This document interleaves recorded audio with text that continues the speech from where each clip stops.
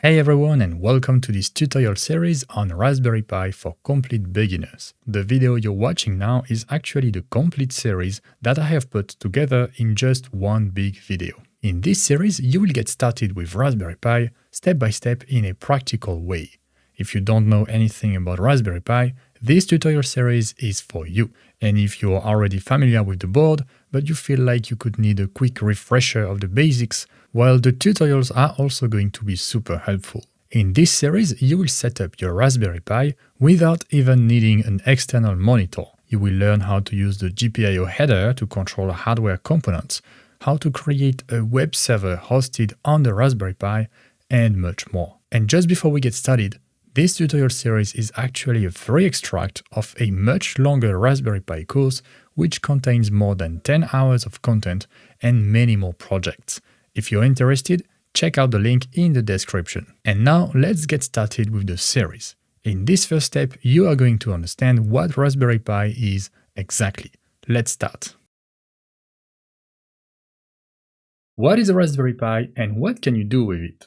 The Raspberry Pi is a very small computer, almost the size of a credit card, but it is quite powerful and it can run a lot of applications. So what can you do with this board? Here are some examples of projects that you can easily do with a Raspberry Pi. You could automate your home, make your personal devices smarter with IoT or Internet of Things. You can also build a retro gaming console, create a security or an alarm system, host a server for a web or mobile application. You can even run a Minecraft server on your Pi.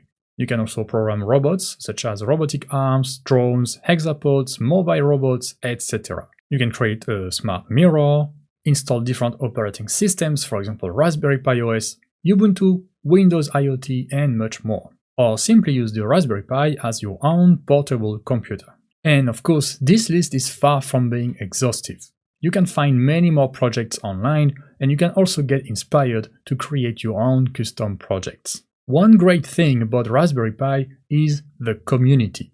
So what does the community aspect bring to you? Well, you can easily see what other people do with their Raspberry Pi, you can ask your questions, get some help from more advanced users, and you can also collaborate with other people on similar projects and progress together. Raspberry Pi was created by the Raspberry Pi Foundation. The goal of the foundation is to make computers and digital making available for as many people as possible. For about $50 you can get a Raspberry Pi board, and the complete setup to run it would not be that much more expensive. Now let's talk about the different versions that you can find.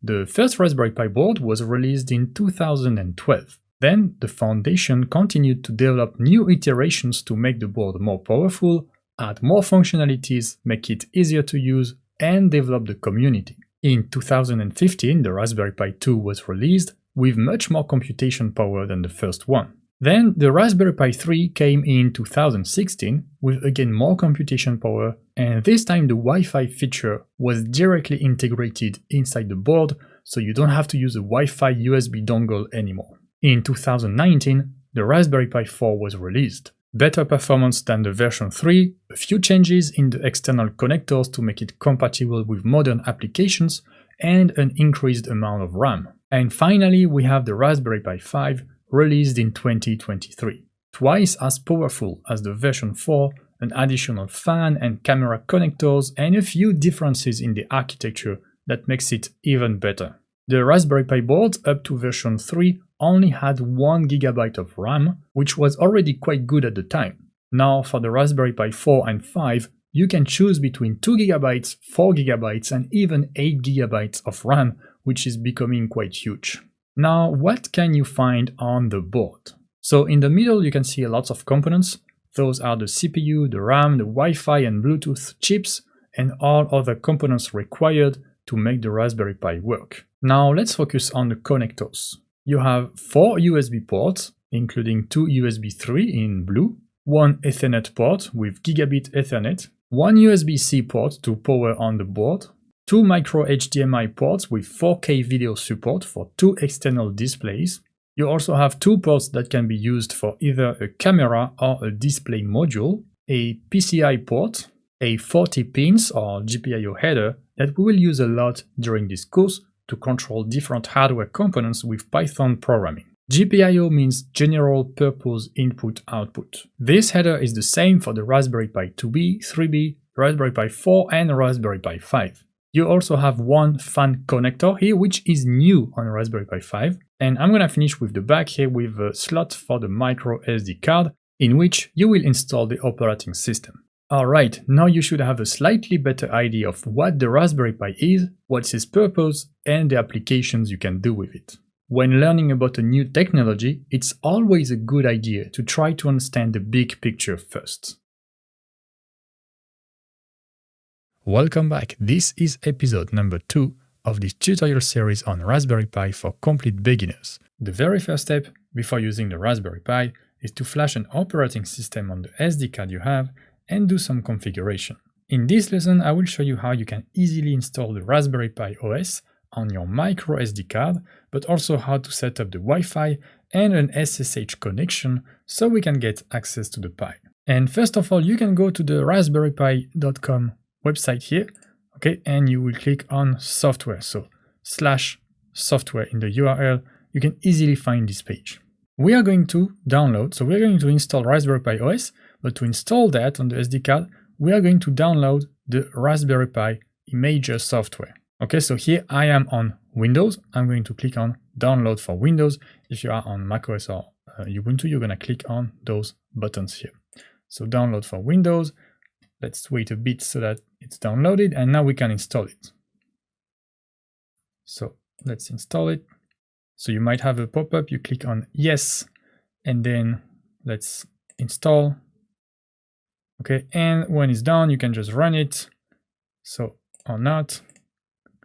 And then if you just search on the bar here, search Raspberry Pi Imager, you can easily find it. The first time I have to press yes, I have a pop-up so that I can allow the software to run with the correct permissions. Okay, and that's the Raspberry Pi Imager. So I have installed the 1.8.5 here. You don't necessarily need to have the exact same version, but make sure that you have at least 1.8. Now, and before you do anything with the SD card, make sure first that your computer here is connected to the Wi-Fi network you want to use for your Raspberry Pi. So here what I've done is I have set my smartphone as a hotspot, okay, and I have named the network your Wi-Fi network to make it easier for the course. So this is the network that I'm using for this computer, and that I'm going to set also for the Raspberry Pi, okay? Very important to have the same, because if your Raspberry Pi is not in the same network as your computer, you simply won't be able to find it. Okay, so first make sure that this is the Wi-Fi network you want to use for the Raspberry Pi and connect your computer to it. Then go back to the Raspberry Pi Imager, and what you can do now is to insert the SD card into your computer. So micro SD card, maybe you need an adapter, maybe you need a SD card adapter or USB adapter. Well, put your SD card into your computer.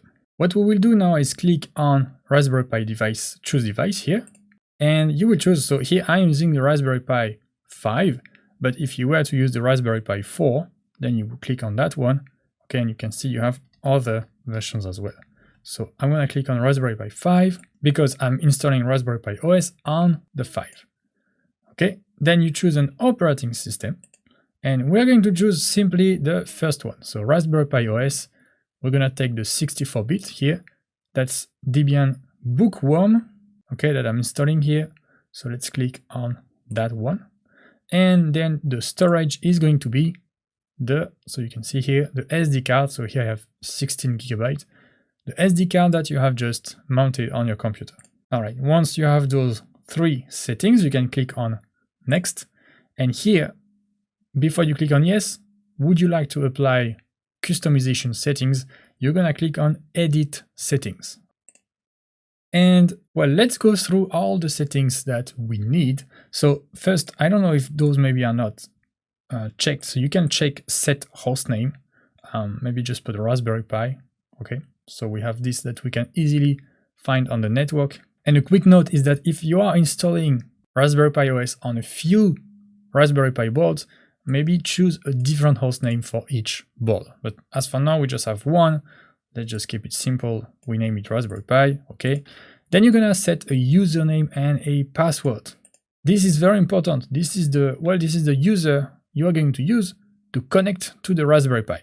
So the username is gonna be Pi by default. You can just write this one, and then the password. Let's just write a custom password here, and make sure that you write the correct password, because if you make a typo here and then you try to connect to the Raspberry Pi, well, if the password doesn't match, you will need to reinstall the OS again. Then you can click on configure the Wi-Fi, and you can see here it has automatically detected your Wi-Fi network, so that's the one that I'm connected to here, okay? And this is the one we're going to use for the Raspberry Pi. For the password, I'm just gonna write the password just in case, okay, for this Wi-Fi network. So make sure that you have the correct password. Okay, you can also show the password. So I have also named my password, your password, to make it easier. All right, so very important here, so that the Raspberry Pi can connect to the Wi-Fi network. And then you can go down and set local settings, okay, with the time zone. And if you have a keyboard layout that's different from a QWERTY, so a US keyboard, you can also check it here. Okay, and once you have set all of that, you can go to services, and if it's disabled, you enable SSH with password authentication. That's all you need to do. And then on options, we don't have anything else to do. You can just keep those options, okay? So to recap, we have those 4 settings here with the hostname, the username, password, the Wi-Fi, and the locale, plus the SSH. Okay, those are the important settings. Then we click on save, and we click on yes to apply those custom settings. And you can see that, well, all existing data will be erased. Okay, so everything that's on your SD card will be erased and replaced by the operating system. So make sure you don't have any file that's important that you want to keep. Okay, so back up your SD card if you ever had some stuff on it. And then you can click on yes. This is going to write the OS on the SD card and also to verify it. So it's gonna take a few minutes. You can take a coffee break and come back for the following of the installation. So the writing is completed, but now it's going to also verify. So you have to wait a bit more. All right, and now the Raspberry Pi OS has been successfully flashed onto your SD card.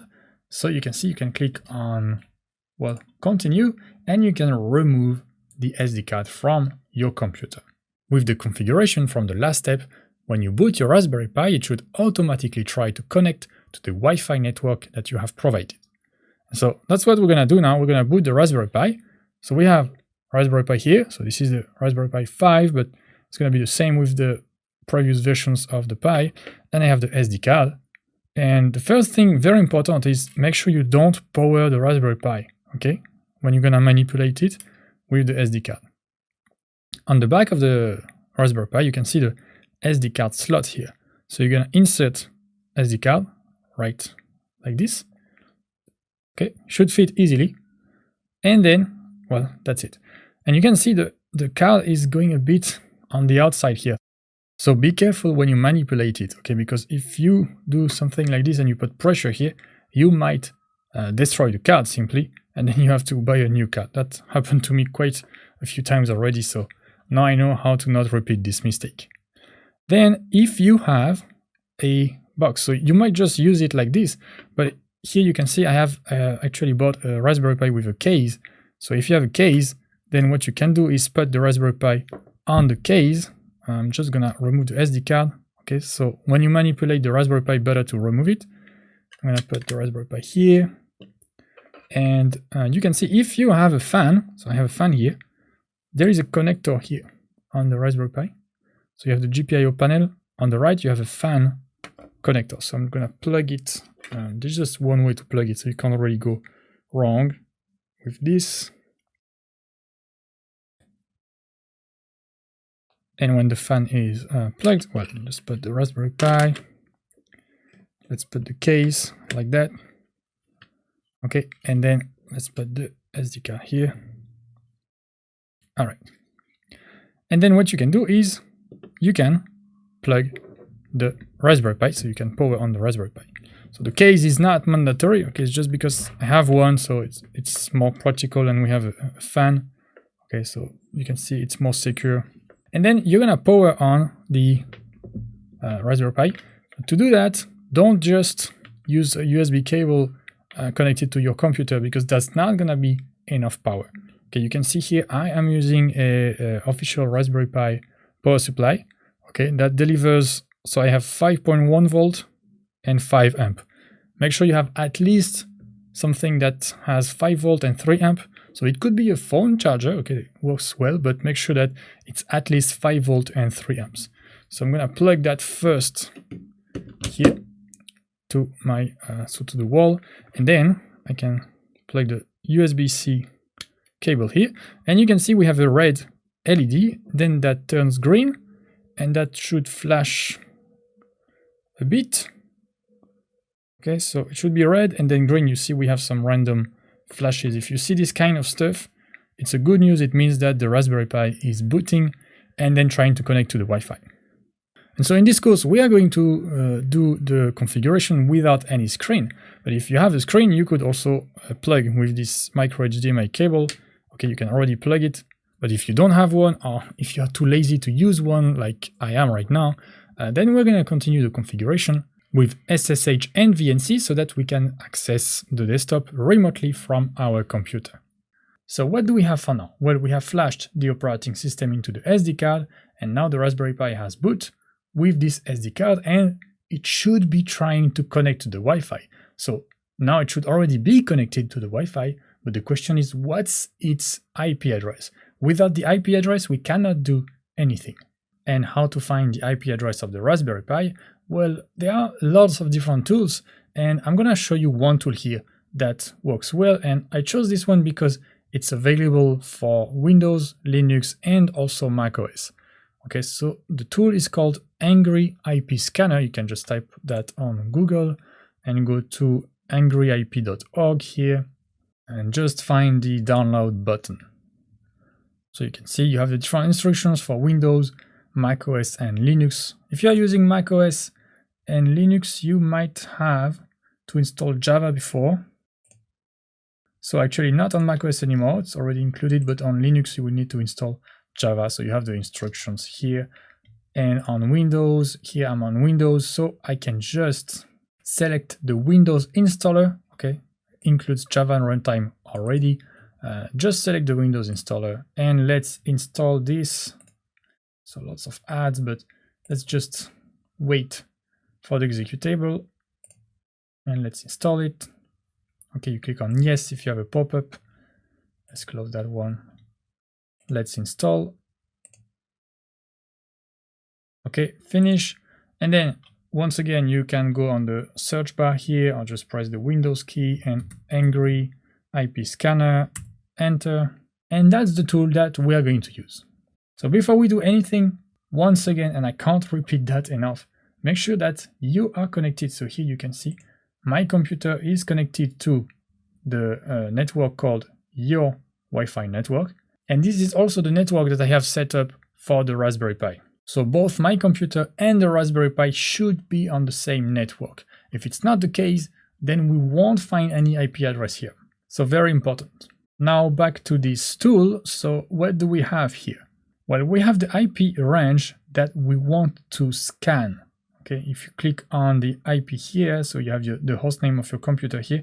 If you click on that button, you will see, well, you might have a lot or not a lot of stuff, depends, but you should see something with the Wi-Fi. So what do I have here? Well, I have this network here, 192.168. You might have the same two numbers first, and then I have 203.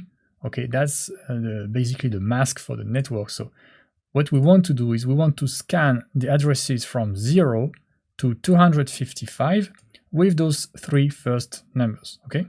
And of course, this number here is gonna be different for you because, well, you don't have the same Wi-Fi network as the one that I have. So by default, it should already be good, but just in case, you can click here, okay, on the Wi-Fi here to get the correct network. And then you can click on Start, okay? It's gonna scan all the IP addresses here, so it's gonna take a few seconds, a bit less than 1 minute, depends on your computer. So let's wait a bit. Okay, and it took 36 seconds for me. I can see I have 3 hosts on my network. So I'm gonna click on close. And then how to find them easily? Well, you can just click on ping here and sort by ping. Okay, the first one is my laptop here, and I have 2 other hosts here. But you can see in the host name, so somehow I don't see Raspberry Pi in the host name. So since it's the first time that the Raspberry Pi is booting, I don't know, maybe then the host name is not correctly displayed. So it should be one of those 2. To be sure, what I could do is I'm just gonna remove the power from the Raspberry Pi. So not really something that we will do as a best practice later on. I will tell you exactly how to shut down the Raspberry Pi properly, but here I just remove the power from the Raspberry Pi. I'm gonna scan again and discard, yes. Okay, now you can see I have only 2 hosts on my network, and I still have my laptop here, and I have the one that ends with 199. So there was another one with 222. That one should be the Raspberry Pi. I'm just gonna power the Raspberry Pi again. Okay, so now it's powered on, and I'm going to wait maybe 30 seconds to try again, so that the Raspberry Pi has the time to connect to the Wi-Fi. Okay, so give it 30 seconds, 1 minute, and then let's scan again. Okay, scanning completed. I have 3 hosts, so let's go sort by ping again. And you can see now this one is back. So this is the IP address of my Raspberry Pi. So in my case, that's 192, 168, 203, and 222. For you, of course, it's gonna be different. And well, as you can see, this is not a perfect case scenario where you just scan and you have the IP address directly with the hostname Raspberry Pi. Sometimes I guess it could work like this. And I did a test previously where it was the case, but here somehow I don't have the hostname. So I'm just letting this in the video to show you actually how you can make some tests and see which is the Raspberry Pi IP address here.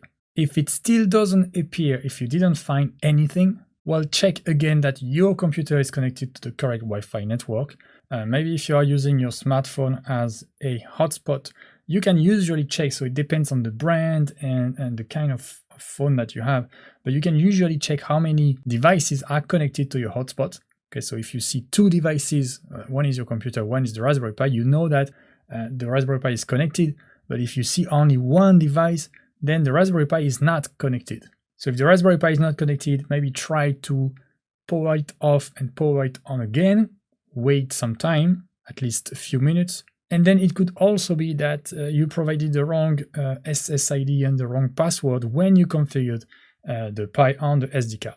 So there are many reasons why things could go wrong here, but if you correctly followed all the instructions and you made no mistake, then you should be able to find the IP address. What we can do now is to use SSH to take control over the Pi and really get access to it. This will provide you with command line access in a terminal, which we will use just in the next lesson to install VNC and get access to the Raspberry Pi desktop. And the first thing we are going to do, just to make sure that we don't have an error later on, you can open a file manager. So let's open a file manager on your computer. Just browse to this PC, and then you basically want to go in there and go to users and just find your user. Okay, so just go to basically what we can call the home directory in Linux or in macOS. It's gonna be where the folder where you have your user. And in this, you will find a folder named .ssh. If you don't see this one, maybe it's probably because it's hidden somewhere, so you can click on View and show hidden items. Okay, something like that. So if you find the .ssh folder in the directory for your main user, you go in there and you have a file named known hosts. I also have that one too. And I'm just gonna remove those. Okay, so you just remove those files and that's it. If you really can't find this folder, I guess it's okay. If you don't have an error later on, that's fine. This is kind of a preventive step. Okay, so now we can close this and we will need to open a terminal. So how to open a terminal on Windows? Just go to the search bar or press the Windows key and type something like CMD, okay, command prompt. You can open that. Okay, I guess on macOS is going to be similar, and well, if you are using Linux, you probably know how to open a terminal already. So just open a terminal, and the command is going to be the same for Windows, macOS, and Linux. Okay, we are going to use the SSH command. So if you press SSH and enter, you should have this kind of message. Okay, usage SSH. That means that the SSH command exists. In some older versions of Windows, you might not have SSH. In this case, you can use, I'm putting on the screen here, you can use a software called PuTTY. Okay, you can download it, install it, and just provide the IP address, the username, and the password to connect to SSH. But I guess that for most of you watching this video, you should be able to have the SSH command installed on your computer. So now what do we need to do? Well, we will write SSH and space, and then you need to put which user you want to connect as on the Raspberry Pi. And if you remember, we have created a user with the name Pi. Okay, so if you have used a different name, change it here, but if you just follow the video exactly as I did, you should have the user Pi. Then you put @ and we will need to put the IP address of the Raspberry Pi. So what's the IP address? This is the one we have found right here. So for me, it's 192.168.203.222. So don't just copy this, of course, your IP address is going to be different. Now I can press enter, and if everything worked well, you should see a message like this. Okay, the authenticity of host, etc., etc. Basically, the question is, are you sure you want to continue? Yes or no? And you just put yes, and you press enter. And now it should ask you for the password of the Pi user. Okay, if you didn't get that, if you got an error with this known host thingy, then you need to go back and remove this known host file, like I just showed you in the beginning of the video. But if you see the password like this, all fine. You just put the password that you have provided during the setup, so when you flashed the operating system. And here you can see when I type something, it doesn't show, so you just type the password and you press enter. If you provided the correct password, now you can see that we are actually inside the Raspberry Pi. Okay, it's not this anymore, so we are not operating from Windows. Now you can see we have Pi at Raspberry Pi, and we have a command line from inside the Raspberry Pi. And well, here, if you have an error with the password, it is simply because this is the wrong password. Okay, if you manage to get there and the password doesn't work, make sure you don't have a typo. Also, make sure that maybe your keyboard is configured the same and you type exactly the same thing that you typed when you set up the Raspberry Pi. And maybe you made a mistake and maybe you need to flash the operating system again if you provided a wrong password. Okay, and now great, we are on the Raspberry Pi, so we have internal access to the Raspberry Pi. The next thing we can do is to set up VNC so we can have access to the desktop. Welcome back. This is episode number 3 of this tutorial series on Raspberry Pi for complete beginners. Let's now install and configure VNC. VNC will simply allow you to use the Raspberry Pi desktop from your own computer. This is great, so you don't need to only use the terminal with command lines, and you also don't need to have a monitor plugged to your Raspberry Pi. Even if you have a monitor, you will see that it may be more convenient to work without it. And the reason we did all this setup with SSH before is simply because we need to access the Raspberry Pi through SSH here, so we can type a few command lines to configure and set up VNC. So here, make sure that you are connected to the Raspberry Pi. Okay, you can see I have Pi at Raspberry Pi, which means that I'm gonna type commands inside the Raspberry Pi. If you don't have these, go back to the previous video. And just note that here I am on the Raspberry Pi. If I want to go back to my Windows terminal, or if you're on Linux or macOS, go back to your previous terminal, you can just type exit, and you can see now I have lost the connection. It doesn't mean that the Raspberry Pi is powered off. Okay, it's still on, it's just that you lost the connection. And then with the up arrow, I can go back to running the same command. I press enter. I need to put the password again. And you see here, for example, well, I did a mistake. So this is what you would have if you put the wrong password and if you put the right password. So to use VNC, we actually need to enable VNC because it's disabled by default.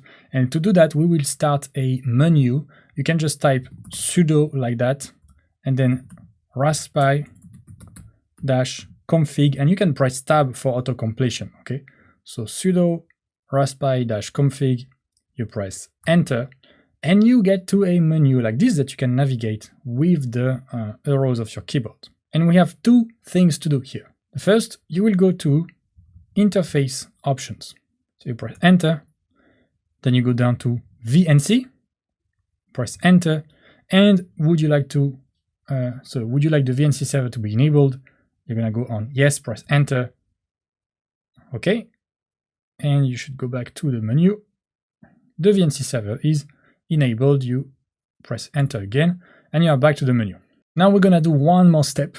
You're gonna go to system options, so that's the first menu here, you press enter, and then you go on boot auto login, so you should have a menu that looks like this, and you're gonna choose desktop or maybe desktop auto login. So just in case the default is console, it means the desktop is not gonna boot. So with VNC, because we want to get access to the desktop, we want to make sure that the desktop is enabled. And you can choose desktop. In this case, you will have to log in into the desktop. I'm just gonna choose auto login for simplicity. So when we log in actually through VNC to get to the Raspberry Pi OS, we directly arrive to the desktop and everything is correctly configured. So I'm gonna press enter on this option. Okay, we go back to the menu and then I click on the right arrow to go to finish, and it's gonna ask us to reboot. So I can press yes. And as you can see, we lose the connection. Why do we lose the connection? Because, well, the Raspberry Pi is rebooting. If it's rebooting, then of course we lose the SSH connection and we are back to the here to the Windows terminal. So we just need to wait that the Raspberry Pi is back on the network. And then, well, we should not need to use the terminal here again. So I'm gonna close that. I'm gonna keep that on the side for later. And what do we do now? So the Raspberry Pi should be back on the network with the VNC server enabled. So what we need is a VNC client so that we can, we can use a software to use VNC and connect to the Raspberry Pi. And to do that, I'm going to, so you can open a web browser and we're going to use Tiger VNC. So there are lots of different VNC clients, VNC viewers. Here we're gonna use Tiger VNC. So you can just type Tiger VNC in Google and go to tigervnc.org. So they don't have an executable to download here, but you can go, you can see, you can go on the GitHub release page, and you see that they say that they have binaries for Linux, Windows, and also Mac. So you click here. Okay, and on releases, you're gonna get to GitHub. Don't worry about this. Just get the latest release. It can be another version than this one, it's okay. And then they will give you a link here to SourceForge. So you click on that link and you go to SourceForge where you can download the latest. And so you can click here on this button for Windows, but if you're on other operating systems, you can see you have other versions. You can choose your operating system. Okay, and I'm just gonna click here to download. Okay, your download will start shortly. We just wait for this. We don't click on anything. Okay, and it's downloading, and then we can install. So just click. Okay.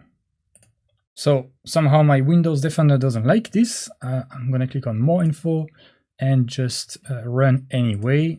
Okay, if you follow, so here I'm gonna say yes, I have a pop-up to allow the software to run. So if you follow the links from the official website of Tiger VNC, it should be fine. Okay, don't go to other links than that.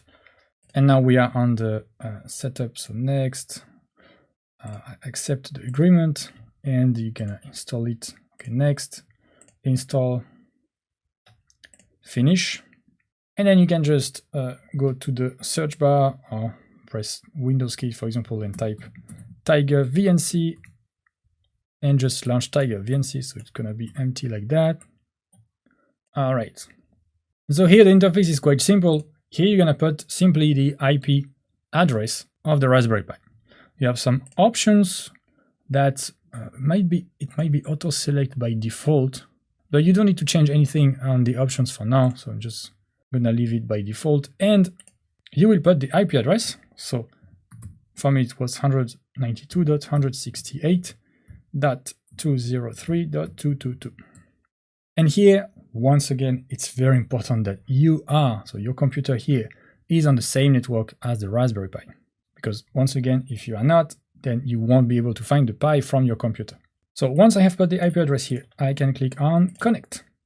And very shortly after, you should have something like that. So certificate, etc. Do you want to make an exception for the server? So you can click on yes. Okay. This is just a security warning because we don't have any certificate, but it doesn't really matter. You just click on yes. And you can see here now we have username and password. So if you reach that, it means that the VNC server is actually working and you could find it. Now you just need to put username will be Pi, and the password is the same that you put before for SSH. And it's the one that you have set when you flashed the Raspberry Pi OS. And click on OK. And we are on the Raspberry Pi desktop. So this, what you see here, this is not my Windows computer. This is the desktop of the Raspberry Pi. And here just a quick parenthesis. So here I have selected the IP address that I have found here. Okay. So if you get access to this, it's working correctly. But let's say that in the future, you try again with the same IP address. For example, you try tomorrow or in 1 week and it doesn't work anymore. Why is that? Probably because the IP address, so the network mask may have changed. So in this case, I recommend that you just find the IP address of the Raspberry Pi before, okay? So in the case that it works now and that, let's say tomorrow, it doesn't work anymore, it's probably because maybe the IP address changed. It happens for me. For example, I use my smartphone as a hotspot, and somehow when I disconnect the hotspot and I create a new one, it gives a different IP address. So the IP address I have today is not going to be the same as the one I have tomorrow. So probably there's a way to fix that, but it's going to be more complex. But just know that you might have to check the IP address again, just in case it works now and it doesn't work in the future. But if it doesn't work now, well, you need to go back and make sure that you can connect with SSH, make sure that you can access the menu that we just did in this video, and that the VNC server is enabled and that you can download the Tiger VNC client. And I'm just adding this small extra troubleshooting parenthesis here, okay, to address the issue where you could have at this point you would not see the desktop, but you would see a gray screen. So you could still connect with Tiger VNC, but you would see a gray screen. That has happened to me recently when I tried on the Raspberry Pi 4. So I don't know if it's due to Raspberry Pi 4, I could try again. Here on the Raspberry Pi 5 it works correctly, but anyway, if you have a gray screen, well, it means you won't see that, so probably you just close Tiger VNC, and then what we will do is go back to the terminal. Okay, so you should be able to connect with SSH. We're gonna go back here. So I put the password. We go back to the Raspberry Pi with SSH, and we are going to do a sudo apt update. Okay, so you write exactly this command, sudo apt update. You press enter. You might need to put your password, but here it works okay. It's gonna update the packages, and then you need to do sudo apt upgrade. Okay, so actually update is gonna fetch the new packages, and upgrade is gonna update them. This is something we're gonna see a bit later when we talk about Linux, so you don't really need to worry about this for now. You just type those commands exactly. So you upgrade. This is probably gonna show you a lot of packages, and it's gonna stop and ask you to validate. So you just press enter, and then you can wait. So you might wait for 10-15 minutes for everything to be updated. Here it shows me 0 to upgrade because I have actually already upgraded the system before. But for you, it might take, well, like I told you, 10 to 15 minutes, depends. And then after that, you can reboot the Raspberry Pi. How do you reboot the Raspberry Pi? Well, we're not gonna take the cable out and put it again. No, we can use sudo and then reboot, just like that. So you press enter. Okay, you can see the system will reboot now, and now we lose the connection. Okay, because if you reboot, then, well, the Raspberry Pi is shut down, so you lose the connection. And then you can go back to Tiger, so Tiger VNC. So you should wait a bit, okay, maybe 30 seconds. Let's try to connect. Okay, we have this again. So Pi, and then the password. And you should be able to get to this. What we do now are the last steps. So after this, everything will be fully configured. So we got access to the Raspberry Pi desktop with VNC, and we're just gonna do a few things here, get used to the desktop, check a few options, okay, do some updates, etc. So first of all, here to go full screen, if I click on F8, I should be able to get this menu, okay, and you can click on full screen. And so if I click on F8 again, so I need to click on the desktop, F8, I can go back to the previous mode, okay? You also have the options. So this is the options of Tiger VNC, okay? It's not Raspberry Pi, it's about Tiger VNC, about different options for encoding. If you have weird colors here, you might select, for example, tight or X-style. Well, it doesn't really matter, but if you have weird colors, you might change the encoding here. Apart from that, I would not really change anything. So what do we have on this desktop? Well, we have a menu bar on top. So if you are used to Windows, the menu bar is at the bottom. It's basically the same thing. And the first thing I'm gonna do, so I'm gonna click on this launch menu and go to Preferences and Appearance Settings, okay? So this is optional. I'm just doing this so that when I do the course, you can easily read and see what I'm doing. So if I go on taskbar, I can choose the size, okay, and I'm gonna go from large to very large. You can see it's bigger, so you don't need to do that, but it's gonna be easier for you to read on my screen when I record the course. Okay, and I can also put the menu on the bottom if I want. I'm gonna leave it at the top. Now if I go on system, I'm also gonna increase the font size from 12 to, I don't know, something like 15. I might increase it a bit later if I see it's not enough. Okay, so with this, the text is bigger and you can try a dark theme, etc. Okay, so I click on OK. And now, well, the important thing to check, you can go back to the menu here, Preferences, and Raspberry Pi configuration. And here you can see you have the password. So if you want to change the password, you can do it here. You can change the host name. Make sure that, well, the boot option is to desktop, so make sure to keep that.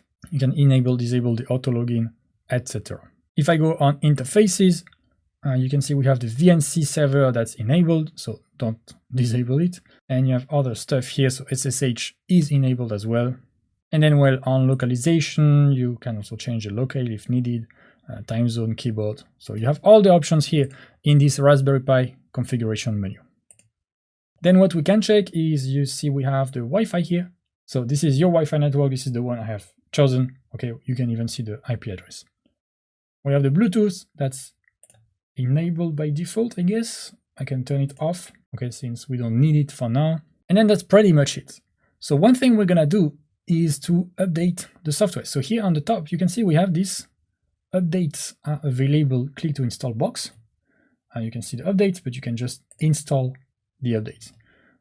Okay, and this is gonna take a few minutes, okay, so you can wait. Now you might think, why do we need to update the system if we just installed it? Well, you installed a version that was kind of frozen at some point, and since this point there's been new versions for the software that you already have in the Raspberry Pi OS.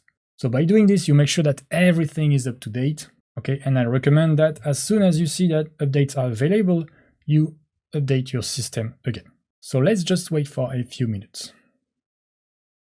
Alright, and in the end you will see this system is up to date. So for me, in this case, it took about, well, something like 15 minutes, so that's still quite long. It's not gonna be 15 minutes every time. Basically, the first time might be long, and then if you wait for a few weeks or a few months and you don't update your system, of course, there's gonna be more packages to update. So if you do it quite frequently, it's gonna be quite quick. And when you have this, you can just click on OK, and that's basically it. Your Raspberry Pi OS is correctly configured. And now before we continue, I actually need to show you something that's, well, quite important, is how to shut down your Raspberry Pi properly. Because you might think, well, you just need to remove the power cable. And that's what we did once during the setup to find the IP address, okay? It's not ideal, but sometimes you need to do it.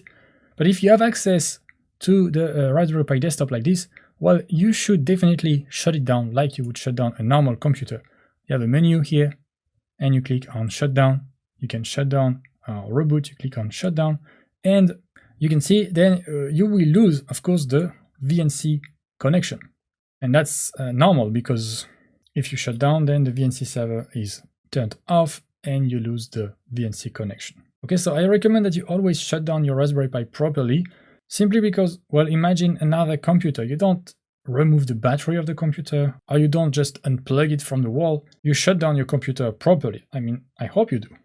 So same thing for the Raspberry Pi. As much as possible, try to shut it down correctly. And then once you shut it down, you can remove the power cable. Okay, so wait maybe a few seconds, 10 seconds after you shut it down. And if you want to start it again, you just need to power it on again. So I just did that. I power it on again.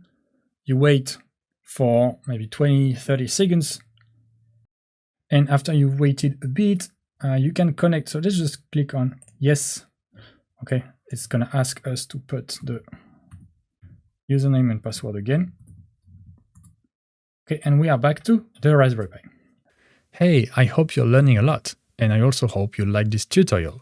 If you find it useful, then you can check out the full course named Raspberry Pi for Beginners, which actually contains 10 hours of hands-on video lessons. I will leave a link in the description if you're interested. Alright, and let's continue with the video.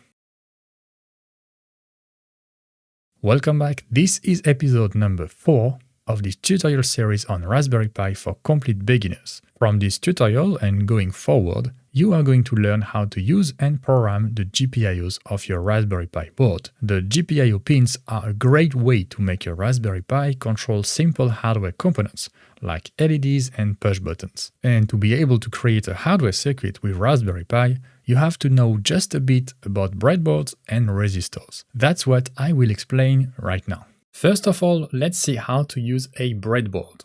A breadboard is very useful for prototyping and to start your own first project.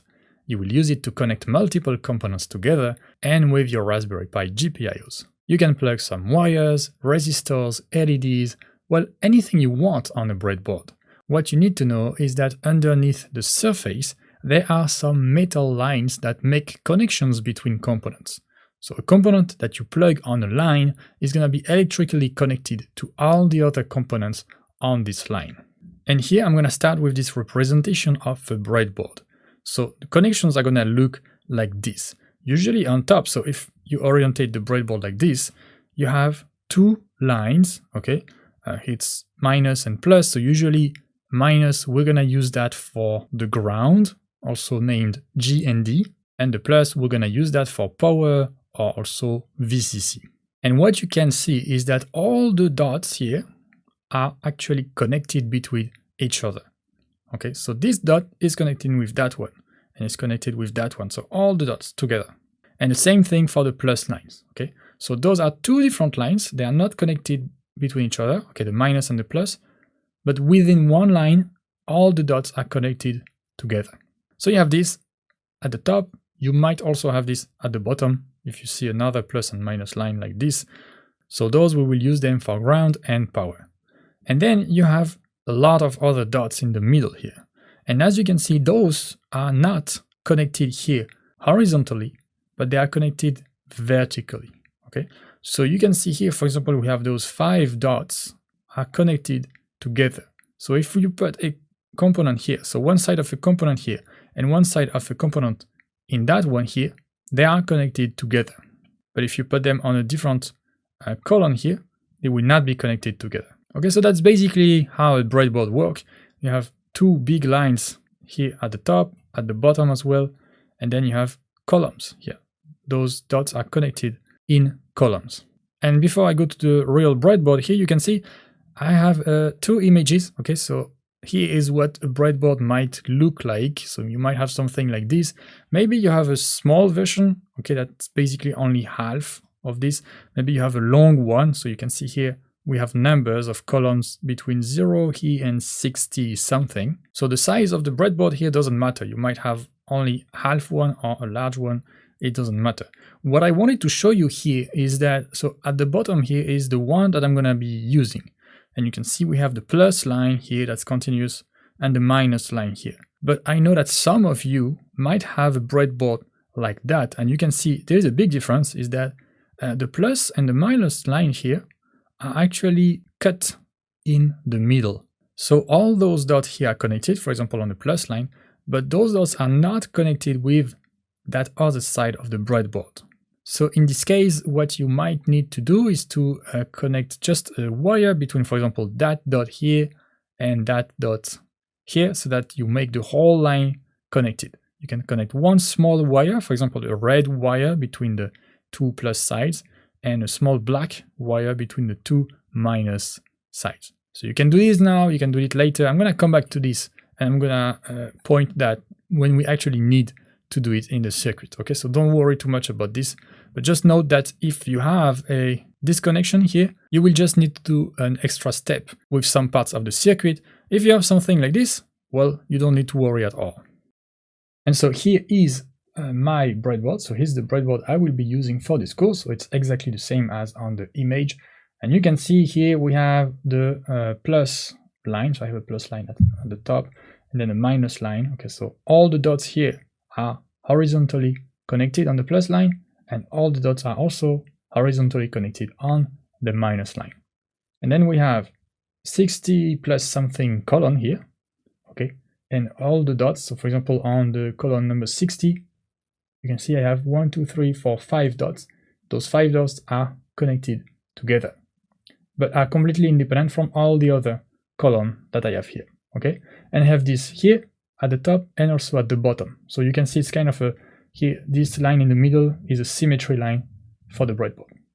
And that's basically all there is to it for the breadboard. The most important thing is to know which dot is connected to which. After that, you can do everything you want. The first circuit we will do contains an LED, and we will make this LED blink. Okay, and to make an LED blink, we will need an LED, some wires, but also one resistor. The resistor is here to lower the amount of current that goes through the LED, and it's also helping to protect the GPIOs so they don't get burnt with too much current. And for this course, we will use 1 kilo ohm resistors. It's a very standard value, and I'm not gonna give much details about this value, but if you want to know more about that, you can also find many resources on the internet. So now that you know what resistor we want to use, then how to know which resistor to pick from the resistor set that you have. So maybe the resistors are correctly set per value in the kit you have, but if it's not the case, you will have to read the value from the color. And here is a table to help you find the value of a resistor with the colors on the resistor. Usually you will have either 4 bands or 5 bands resistor. And here the first band, the second band, and optionally the third band correspond to a number.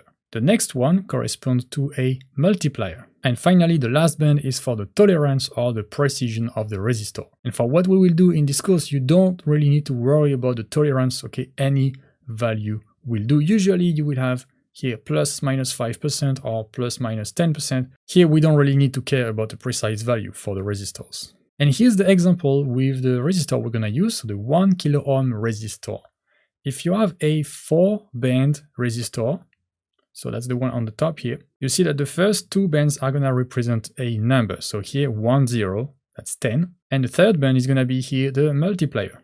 So to get 1000, you need to multiply 10 by 100. So that's why you have brown, black, and red. And then you have the tolerance, which can be any color, it doesn't matter. If you have a 5-band resistor, like the one I will show you just in a minute, then we will have 1, 0, and 0, so brown, black, and black, those are the first, second, and third bands, and then the multiplier is going to be only 10, okay, because we multiply 100 by 10 to have 1000. So in this case, you have brown, black, black, and brown, plus the tolerance. Okay, and if you are confused about, well, what side to read the resistor from, usually all the colors are, you can see close, so you have one band here at each extremity, but most of the bands will be close to that first value here. So Where you have more space here, it corresponds to the tolerance. That's how you can correctly read the value. So here is the resistor that I'm going to be using. Okay, so you can see I can read it. Here there is, so I have 5 bands.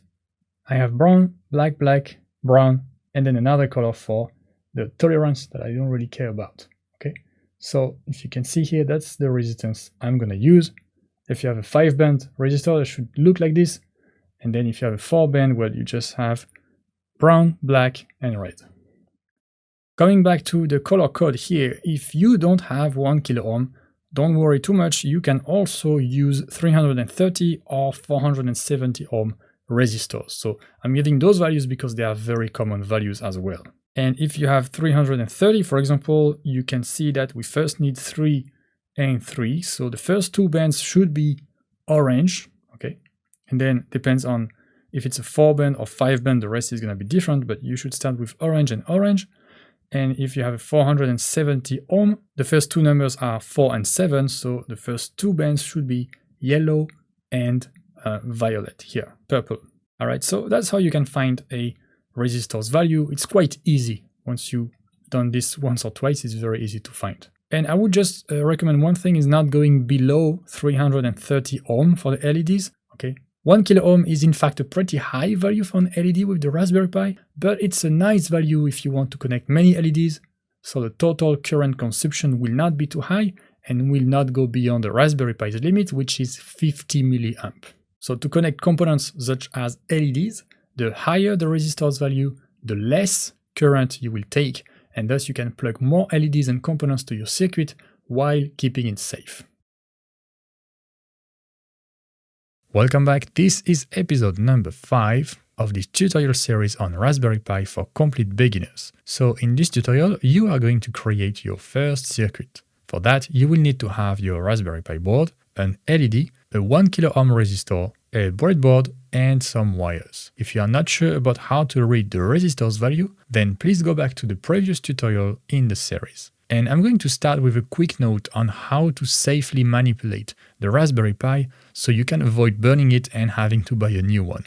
And then we will build the circuit together with the LED and the resistor. Working with the Raspberry Pi GPIOs can be quite dangerous for your board if you don't follow exactly the instructions and if you plug a wire in the wrong place. Note that you don't risk anything for yourself, okay? The current is way too low to get hurt or to hurt anyone. The risk here is to kind of fry your board, and after you fry your Raspberry Pi, you won't be able to use it anymore. So here are a few important points that you have to follow. If you carefully follow them, you won't have any problem. First of all, always power off your Raspberry Pi first when you make a change in the circuit. Even if it's just to disconnect and reconnect one single cable. Okay, you power off your Raspberry Pi, you remove the power cable, you make the hardware changes, and then and only then you can power the Pi again. Second point is when the Raspberry Pi is powered on with some hardware components, don't touch the components with your fingers, or try not to do it too much. You may damage your Pi with an electrostatic discharge, also called ESD. And also, this is quite obvious, but don't use any metallic tool to touch the hardware setup when it's running. For example, with a screwdriver, okay, only bad things can happen if you do that. Third point here is that before you power on your Raspberry Pi, double check and even triple check your hardware setup, even if you are sure about it. Personally, even if I make the simplest hardware setup and that I'm sure about, I still double check everything that I do. Fourth point is when you build a circuit, always start with the ground pins and then make sure that the ground is common for all your components. And I'm going to come back to this when we build the circuit. And finally, the GPIOs only support 3.3 volt. So don't connect anything that uses 5 volt directly. Okay, you might burn the GPIO pin, not necessarily burn the Raspberry Pi, but you might burn the pin and then you can't use that specific pin anymore. So to recap here, just plugging a wrong cable in the wrong pin can destroy your Pi in a fraction of seconds. And then you have to buy a new one. It happened to me in the past and it's not really fun. Of course, I'm not saying that to scare you, I just want to make you extra careful with any hardware setup you will do. If you follow what I do, and if you always double check any setup before you boot the Raspberry Pi, then everything will be okay. So when I do a circuit, or if I improve the current one, I will first use this software tool here to design the circuit, and then I will also show you in the same video the real circuit on my real breadboard and Raspberry Pi. So let's start the circuit. Here I have my breadboard, okay, I have my Raspberry Pi, I have an LED, okay, and I have my 1 kilo ohm resistor. As you can see, here I have brown, black, and red because it's a 4-band resistor. And then the tolerance here doesn't really matter. And so the first thing we are going to do is to actually connect the ground. So for the ground, in the breadboard, we will use that line here, that blue line. And then what pin will we use on the Raspberry Pi? Well, you will have, so you can see we have two different lines of GPIOs. Okay, so we have 20 here and 20 there. We're gonna go to the line that's closest, that's on the inside of the Raspberry Pi, and we're gonna count to 5. So 1, 2, 3, 4, and 5. This here, this is a ground pin, okay? So I'm just gonna take my wire and connect it to that line. On the first, on the second, it doesn't really matter. And I can just do that. Okay, I'll make it look nicer when I take the screenshot. And just gonna use a black wire. Okay, we use black usually. Okay, that's the convention for ground. We use black, so you know that when you see a black wire, this is for the ground, so we don't make any confusion. Okay, and you could connect this to any pin. Okay, as you can see, any pin on that line, they are all connected together, so it doesn't matter. Okay, so now the ground of the breadboard here and the ground of the Raspberry Pi are connected together. Good. Now we're gonna take our LED, and you can see that the LED has two legs, but one of them is shorter than the other one. So the short side is going to be the negative side, and the long side, so the long leg, is going to be the positive side. So here I'm gonna put my LED here on the circuit. I'm gonna go a bit more on the left so we have more space for the following. And I'm going to connect the shorter leg to the ground. So how to do this? As you can see here, all those dots here are connected vertically. So I will take one of the dots, so for example that one or that one or that one, and just connect it to the ground with a black wire here. So ground is connected here and is connected there. On the other side of the LED, so on the longer leg, I will take my resistor, and I told you previously about the correct way to read the resistor from which side to start, but when you connect this resistor to a circuit, there is no positive or negative side. Okay, you can just take your resistor and connect one leg to the positive side here of the LED, and another leg that you connect to any other dot here. You can see that on a different column. And then to close this circuit, well, we are going to connect that side here of the resistor to this pin right here, so the one next to the ground, that is called GPIO 17. So you can see here on the image, we want the GPIO 17. And so there are two ways to represent pins. You can see we have the gray numbers with 1, 2, 3, 4, 5, etc. So the GND here would be the pin number 9, and this one will be the pin number 11. But we're gonna use the alternate names. So here it's gonna be GND, and this one is gonna be GPIO 17. Okay, that's gonna be important for when we write the code. And just, okay, I see here it's Raspberry Pi 4 model B. I'm using a Raspberry Pi 5, but the GPIO panel is the same between those two Raspberry Pi boards. So for the circuit, it doesn't matter here. Okay, so don't be confused with this name. So what I will do is I will take this GPIO and connect to that here, that leg of the resistor, and use a, I'm gonna use a, so here I'm gonna use a yellow cable. So make sure you don't use black for this, and also don't use red, but you can use any color you want. Okay, so in the end, the circuit is complete. You can see we start from the ground, we go here, ground is connected to the shorter leg of the LED, then goes through the LED. The longer leg is connected to one side of the resistor, the other side of the resistor is connected to this GPIO number 17, and the circuit is complete. So double check especially the connection you make here. Okay, double check that everything is correctly placed. And here is the real circuit. So what do I have here? I have my Raspberry Pi first with the case. You might not have a case. So first, make sure that you unplug, okay, the Raspberry Pi, so it's powered off completely. If you don't have a case, I would recommend to remove the SD card, okay, and then plug it back at the end. Here, because the case is protecting it, I can leave it there, okay, and I have some space here to plug the wires for the GPIO panel, so I'm gonna use the case as is, okay, that's not gonna be a problem. I have my breadboard, and then I have a black wire. I also have a yellow wire, so those two are male to female wires. I have my LED, which you can see has a shorter leg and a longer leg. Okay, so the shorter leg here is on the left. And then I have my resistor, so the resistor I just showed you before. Well, either side, okay, it doesn't matter, you can plug any side where you want, it doesn't have any direction. So I will start with the ground and plug the ground, so I will count here 1, 2, 3, 4, 5 on the inside. Okay, so 1, 2, 3, 4, 5 again. I make sure that it is plugged to the right place. And then I will start, for example, here, plug on that minus line. So now the ground is connected. Great. I will take my LED, and what I did in the software is that I just plug the LED like this, for example, between two columns, and then I have another black wire between the shorter leg and the minus line.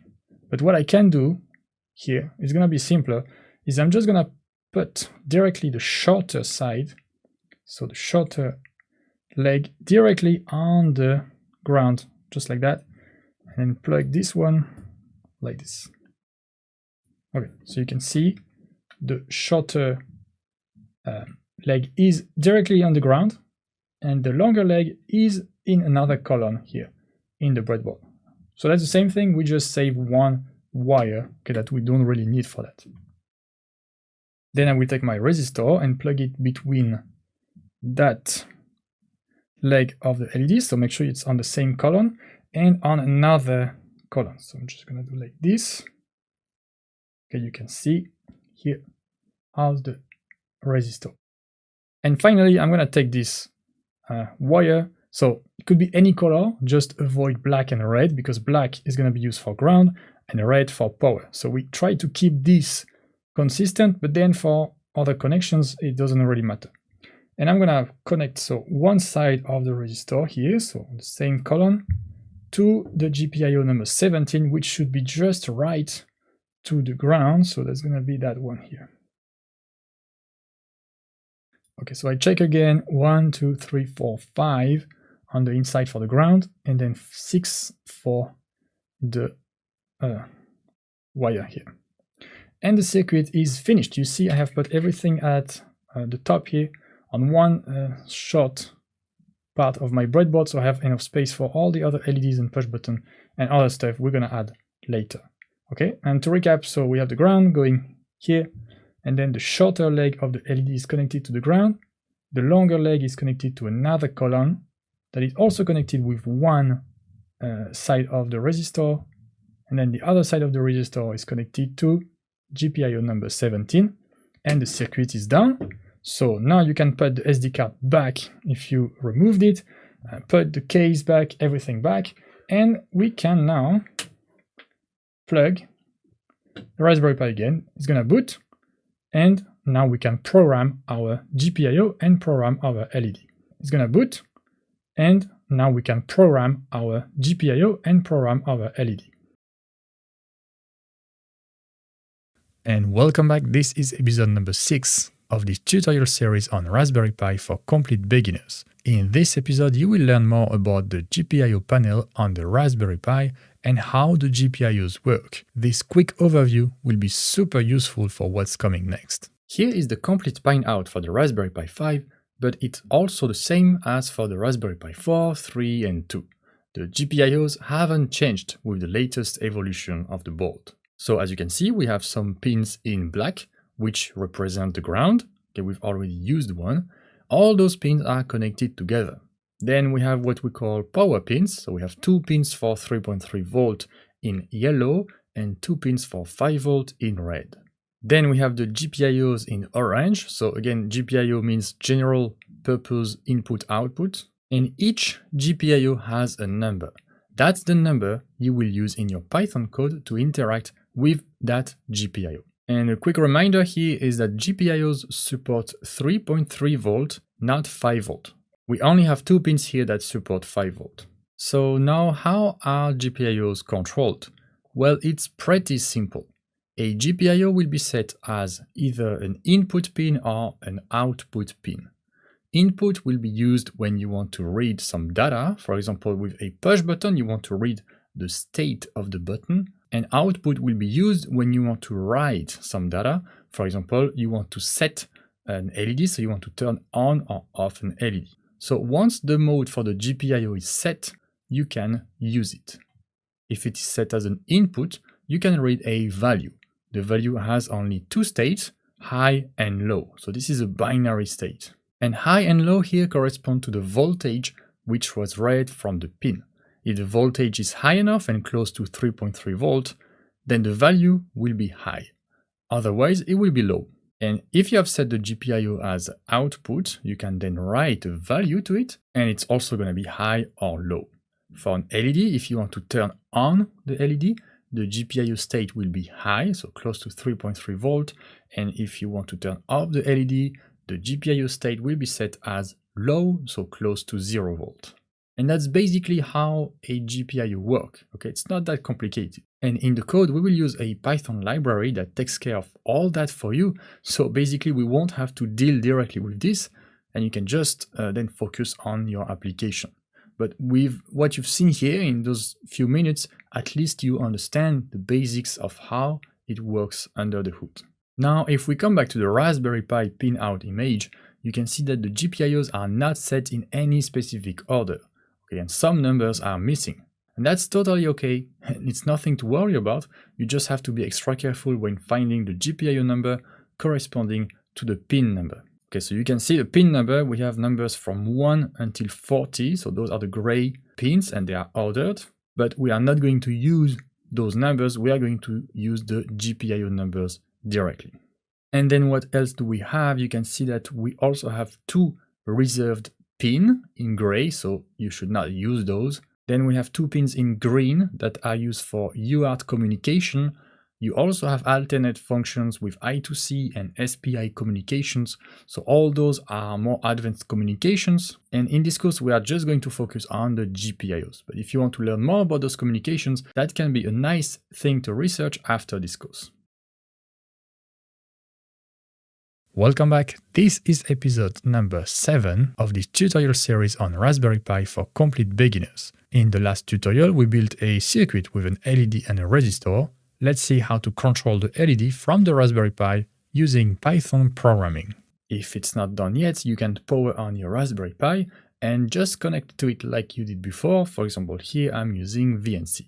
Then you can open Thony and we will write some Python code right here. And first of all, we are going to include a Python module named GPIO 0. So GPIO 0. Okay, that's going to be the Python module that we want to import so we can control the GPIO for the LED. And how to import this module? Well, previously you saw that we did that. Import time, for example. Okay, because time is a library that we wanted to use. We are also going to use it here, so I'm going to keep it here. You just write import and then the name of the library. Then we can add another import after that or even before that. Okay, the order doesn't really matter. And for example, we could do import GPIO 0. Now the thing is, when you do import library, that's going to import the whole library with all the functionalities in this library. And as we will see with Python, sometimes it's better and we just want to import one specific functionality from the library, because GPIO 0 contains a lot of things for LEDs, push button, and well, many different devices. So if we want to just import, for example, the LED from GPIO 0, then we can just write, and notice here I used the word from. We can just do from, okay, there's a keyword from, GPIO 0 import, and then there's gonna be LED. So here we just import the LED because that's the only thing we need from that library. Okay, so that's kind of a good practice. And if you want to import several things from that library, you can just add a comma and then put other functionalities. Let's just test that it works here. I'm just gonna run that, and you see we don't have any error. This means that it was found. Okay, so the GPIO 0 is already installed for you with Raspberry Pi OS. You don't need to do anything, it's already installed and configured. Great, so now we can initialize our LED, and how to do that? Well, it's very simple. We're gonna create a variable here, let's call it LED lowercase, is equal to, and then we're gonna use the LED here, so uppercase LED. We're gonna open and close parentheses, and inside that, we're gonna need to put the GPIO number. So on the image, you can see we used the GPIO number 17, so you just put 17 right here. And that's how you initialize an LED. So under the hood, what it will do, and as you've seen in the previous lesson, it will set the GPIO 17 as output. So then we can control it. Then how to control it, so how to say that we want the state to be high or to be low, then you can do LED, so you're gonna use this variable, which in fact, more technically is gonna be an object. Okay, but I'm gonna keep the word variable here. So you're gonna use LED dot, and then you have a function inside the LED functionality here, LED dot on to turn on the LED. Okay, it's quite simple. And as you call a function, you need to put some parentheses. Okay, every time you call a function directly, you need to put the parentheses. Here we don't have any argument to pass to the function. Okay, but we still need to give the parentheses. So LED on is going to turn on the LED, so it's going to set the state for the LED, so for the pin to high or 3.3 volt, and then you also have LED dot off. Okay, so it's quite simple to understand, and this one is going to turn off the LED, so it's going to set the GPIO to low or basically close to 0 volt. Okay, and so what's going to happen if we run this program? Well, we will not see anything because you ask to turn on the LED and to turn it off right after it. So you will not see anything, or maybe just a very brief flash. So what we can do is we're going to use this time library here to do time.sleep, and then let's sleep for 1 second. Okay, so this we have used already. We're going to turn on the LED for 1 second and then turn off the LED, and that's the end of the program. So let's run this program and let's see what it's gonna do. And you can see the LED is turned on for 1 second and then turned off. I can run the program again, so I click again, and we have the same behavior. Now there is one thing I want to show you is, okay, let's say that we only have this line. So I'm gonna comment. You see the comment is quite useful here. So I can comment it and then we can put the code back again later.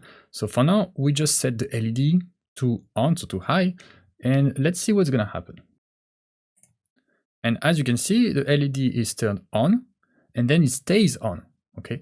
The program has finished, but the LED stays on. And you might think, well, it's quite obvious we didn't ask to turn it off, but actually in this GPIO 0, there is what is called a cleanup mechanism, okay?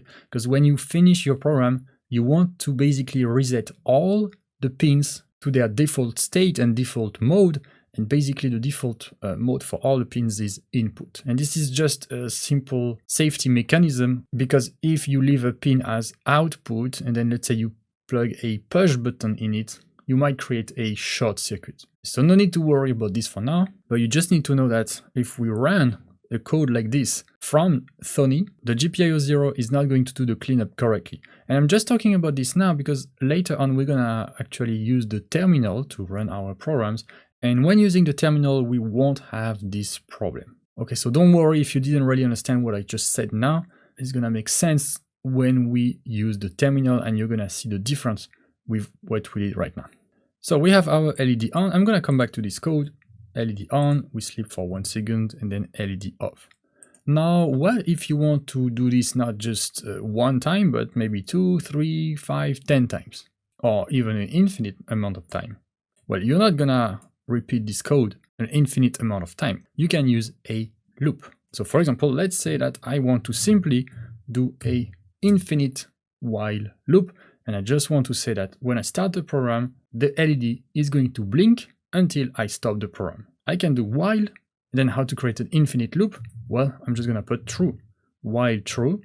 So true is always going to be true, which means that we are always going to continue executing the loop until we press on the stop button. And so what I need to do here, you can see I have to put that with an extra indentation. So I select all the code and I press tab, which means that this is going to be in the while loop. And it misses something because if you read the code, what's going to happen? We turn on the LED, we wait for 1 second. Then we turn off the LED, we go back and we turn on the LED. So we don't wait here before LED off and LED on. So if you run the code like this, you will see the LED on all the time because there's no delay here between LED off and LED on. So we need to add another time.sleep with, let's say, 1 second as well.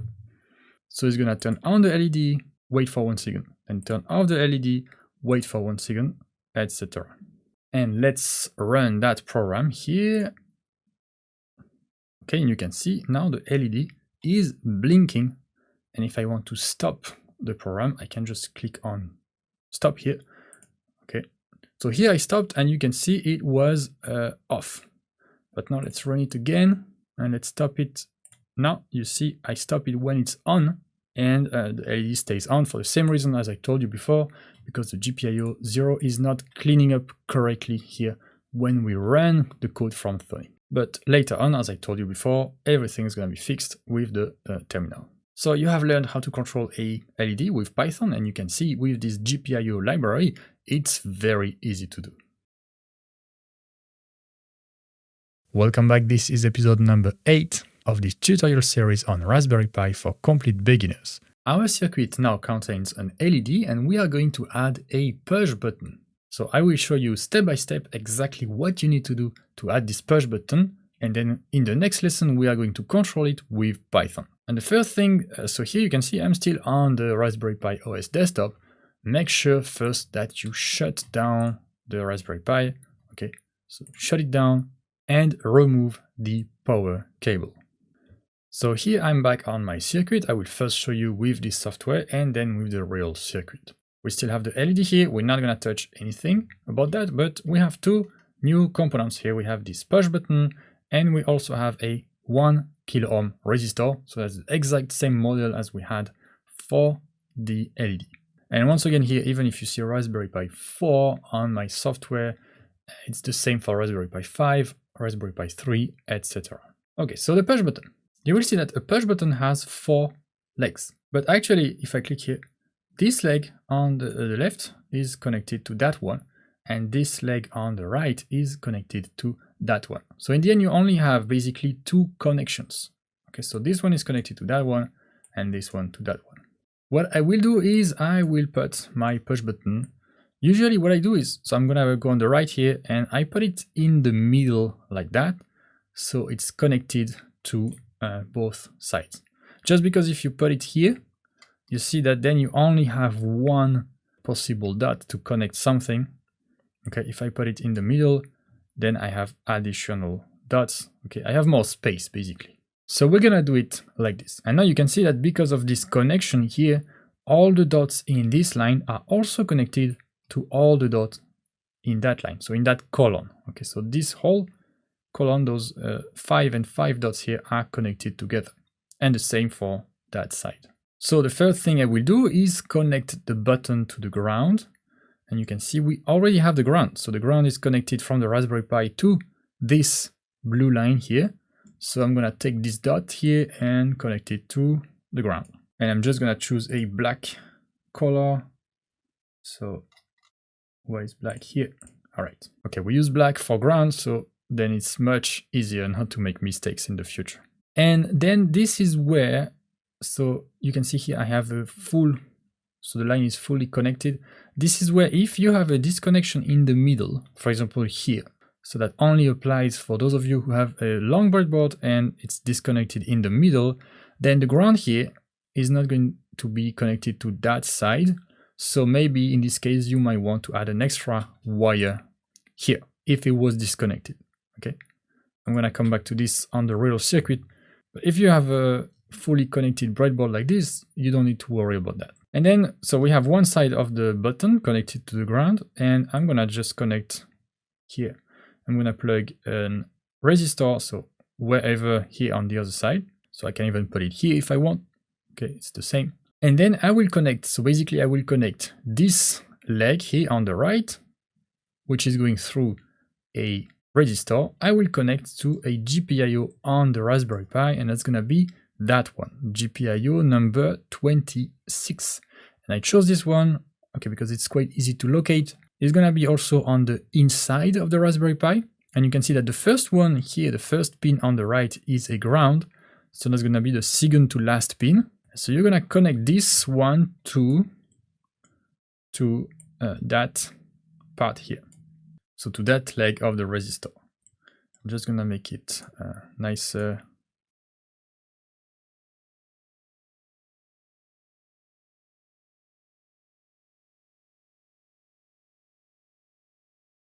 And I'm gonna change the color here because we don't want black. Let's use blue, for example, because I'm gonna use a blue wire later, but it can be any color you want. All right, and that's basically it for the push button. So we have the ground to one side of the button.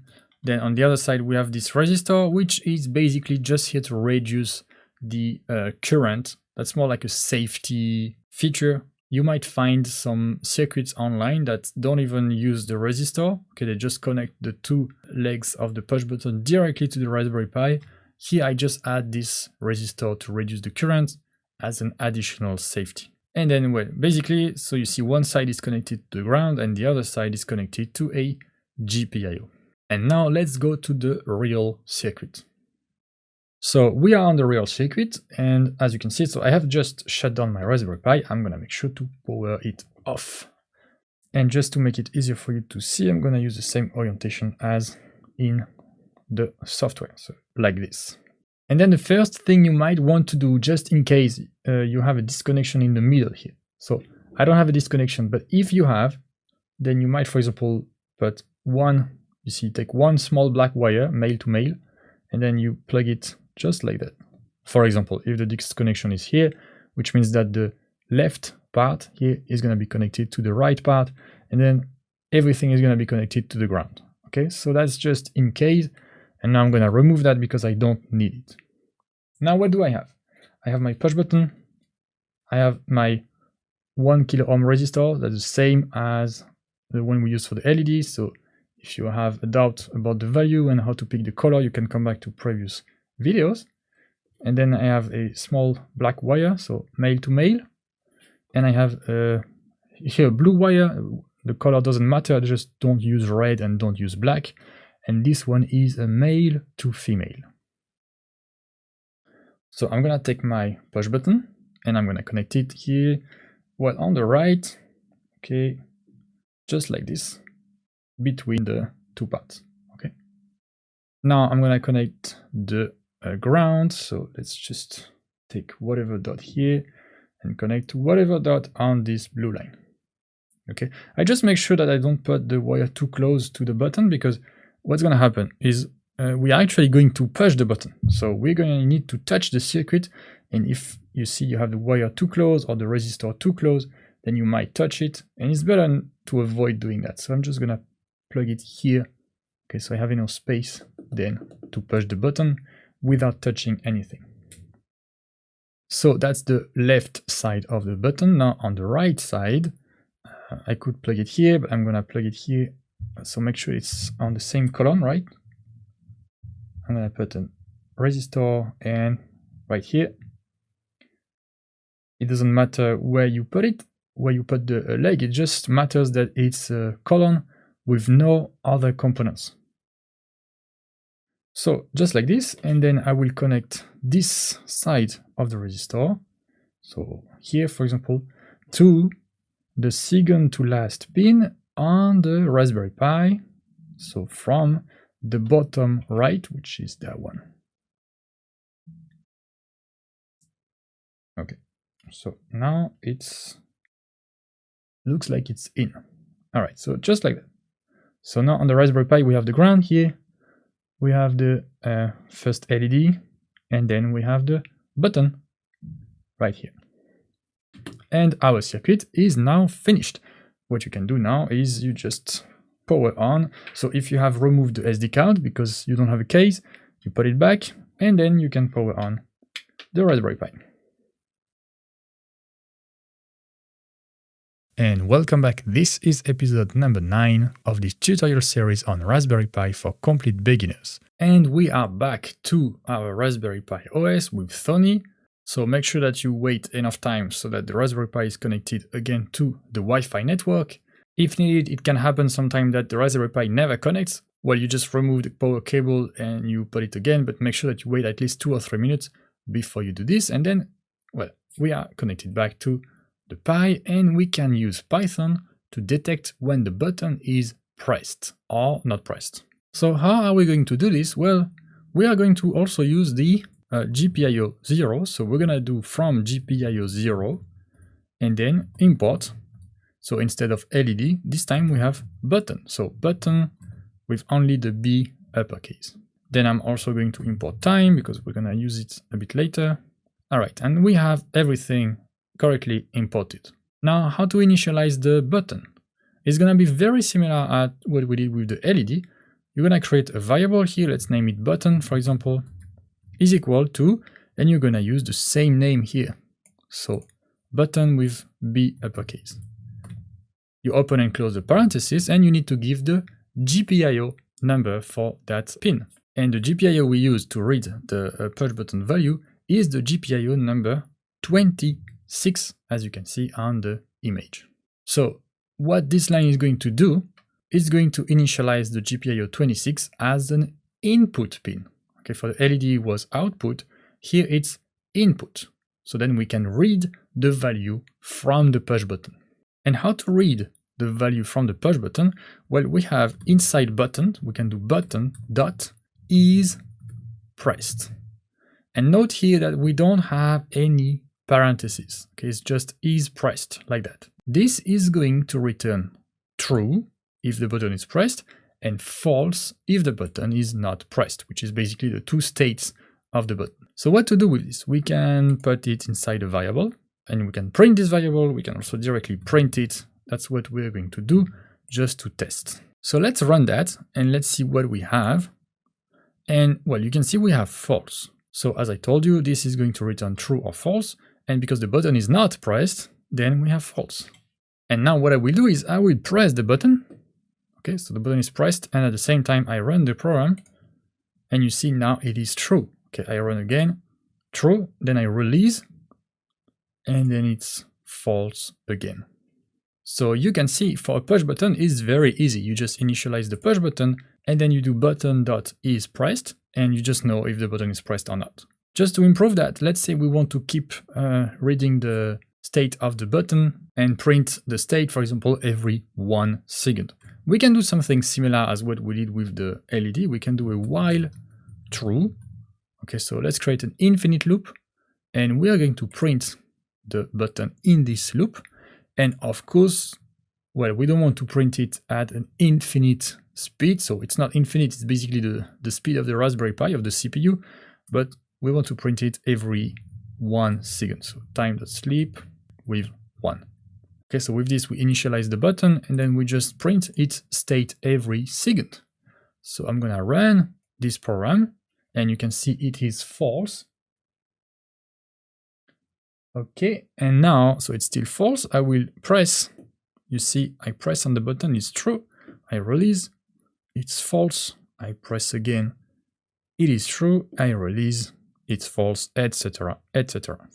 Wow, you're still here. Congratulations. Why I say that is because many people give up on tutorials after just a few minutes, but you have made it until this point. If you are enjoying this tutorial so far, you can check out the full course named Raspberry Pi for Beginners, which actually contains 10 hours of hands-on video lessons.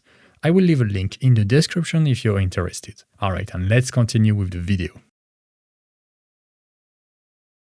Welcome back, this is episode number 10 of this tutorial series on Raspberry Pi for complete beginners. This tutorial is actually a challenge I'm gonna give to you to make you practice with what we've seen before in the tutorial series. So first I will explain what you have to do, and then I will do the solution step by step. So here is the challenge. You will need to power on the LED when the button is pressed. Okay, so as simple as that. If the button is pressed, the LED is powered on. If the button is not pressed, the LED is powered off. And you can see the result on that video. When I press the button, the LED is turned on. When I release the button, the LED is turned off. Alright, and now you can press pause on the video, try to do the challenge by yourself, and then watch the solution. And here is the solution to this first challenge, or what I also call activity. So I'm first going to do the solution with the code that we have seen previously, and then I'm going to give you two additional things that are very important. First is a way to improve the program and make it more efficient. And the second is, well, we're going to use a different way to write the program, and that we will use directly for the next activity of this course. So let's get started. The first thing we need to do is to import stuff. So from GPIO 0 import. So we need to import the LED and the button because we're going to use both. So LED. Maybe you have written this from GPIO 0 import like this, import button, and that is correct. Okay, it's going to import the LED and the button, but what we can also do is to add a comma. So I showed you that before. We can add a comma and just do button. Okay, so from library import functionality 1, comma, functionality 2, comma, etc. Great, so now I will initialize my LED, just like that. So LED, I put the GPIO number 17, and then button, I put button and the GPIO number 26. So first things first, we initialize the GPIO 17 and we initialize the GPIO 26. And then we want to detect, so when the button is pressed, we power on the LED. If it's not pressed, well, the LED is going to be turned off. And I don't want to just do that one time here when we run the program. I want to do it continuously. So I'm also going to use this while true loop, so an infinite loop. And I'm going to say simply if button dot is pressed, I'm going to put a colon. And if it's true, well, we do LED dot on. If it is not true, then I'm going to go back here. So if it's not true, it can only be false. So I'm going to put else and then LED dot off. Okay, and pay attention to the indentation here. The whole if is with one indentation because it's inside the while.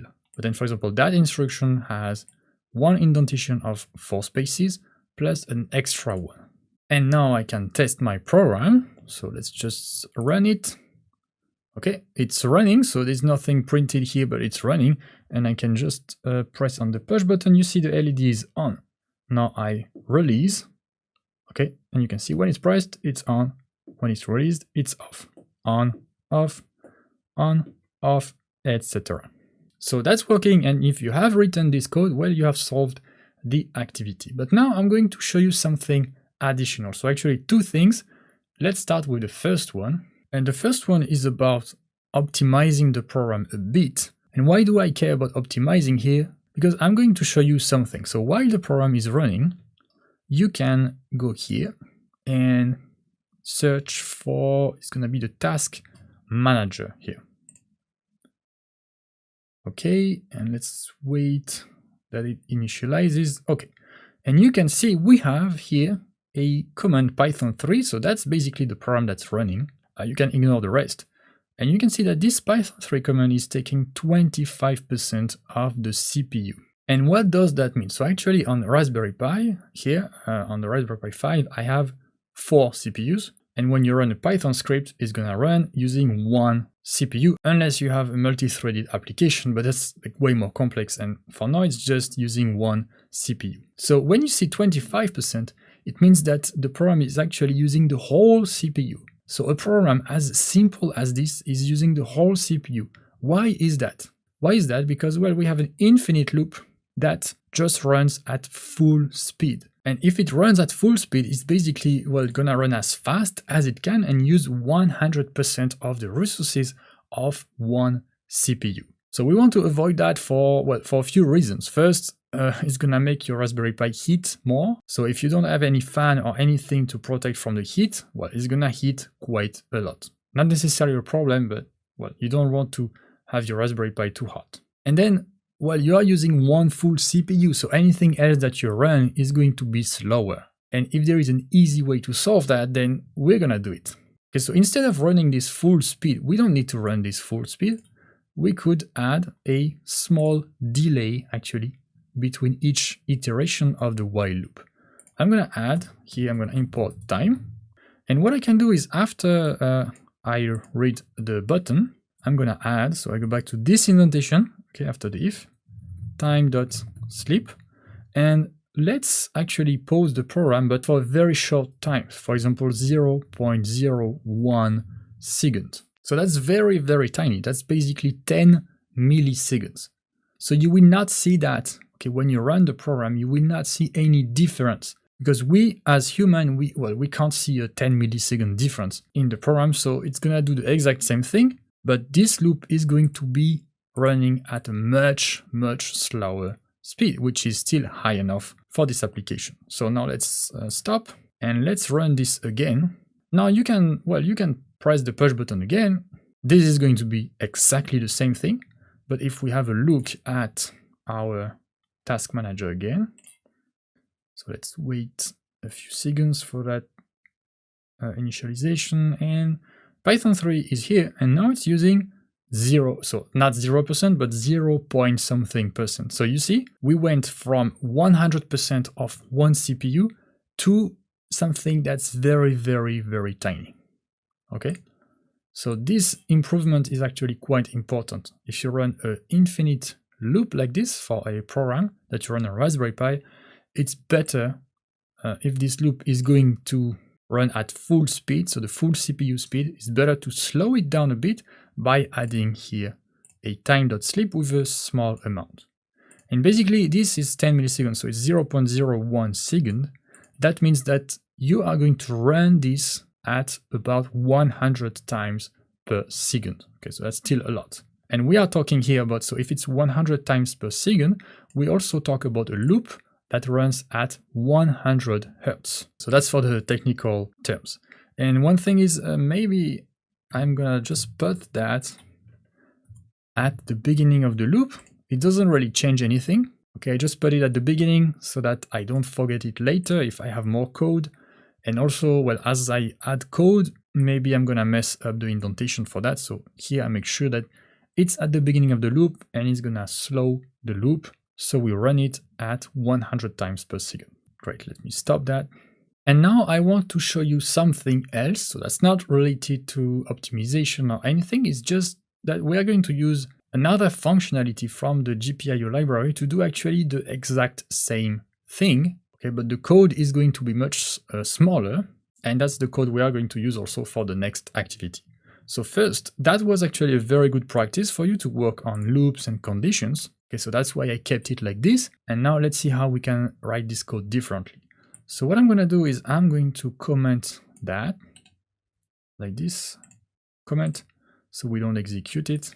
And there is, in fact, inside this button functionality, what we can do is just write button, so using this button here, dot when pressed is equal to, and then just give a function here. So for example, led.on. And note that we don't provide any parentheses. Okay, I'm gonna explain that just in 1 minute. So we can say that when the button is pressed, when pressed, we're gonna turn the LED on, and then we can also do button.when released, LED.off. And so this line is actually not gonna stop, it's just gonna register here this function and this one as well. So if we just run the program like this, well, it's gonna run and then it's gonna exit, so it's not gonna do anything. So we need to somehow pause the program. We need to find a way to pause the execution of the program. And for this, we can do from signal. So that's another library you can use. import pause. You have the pause function from the signal library that we can just use at the end of our program here.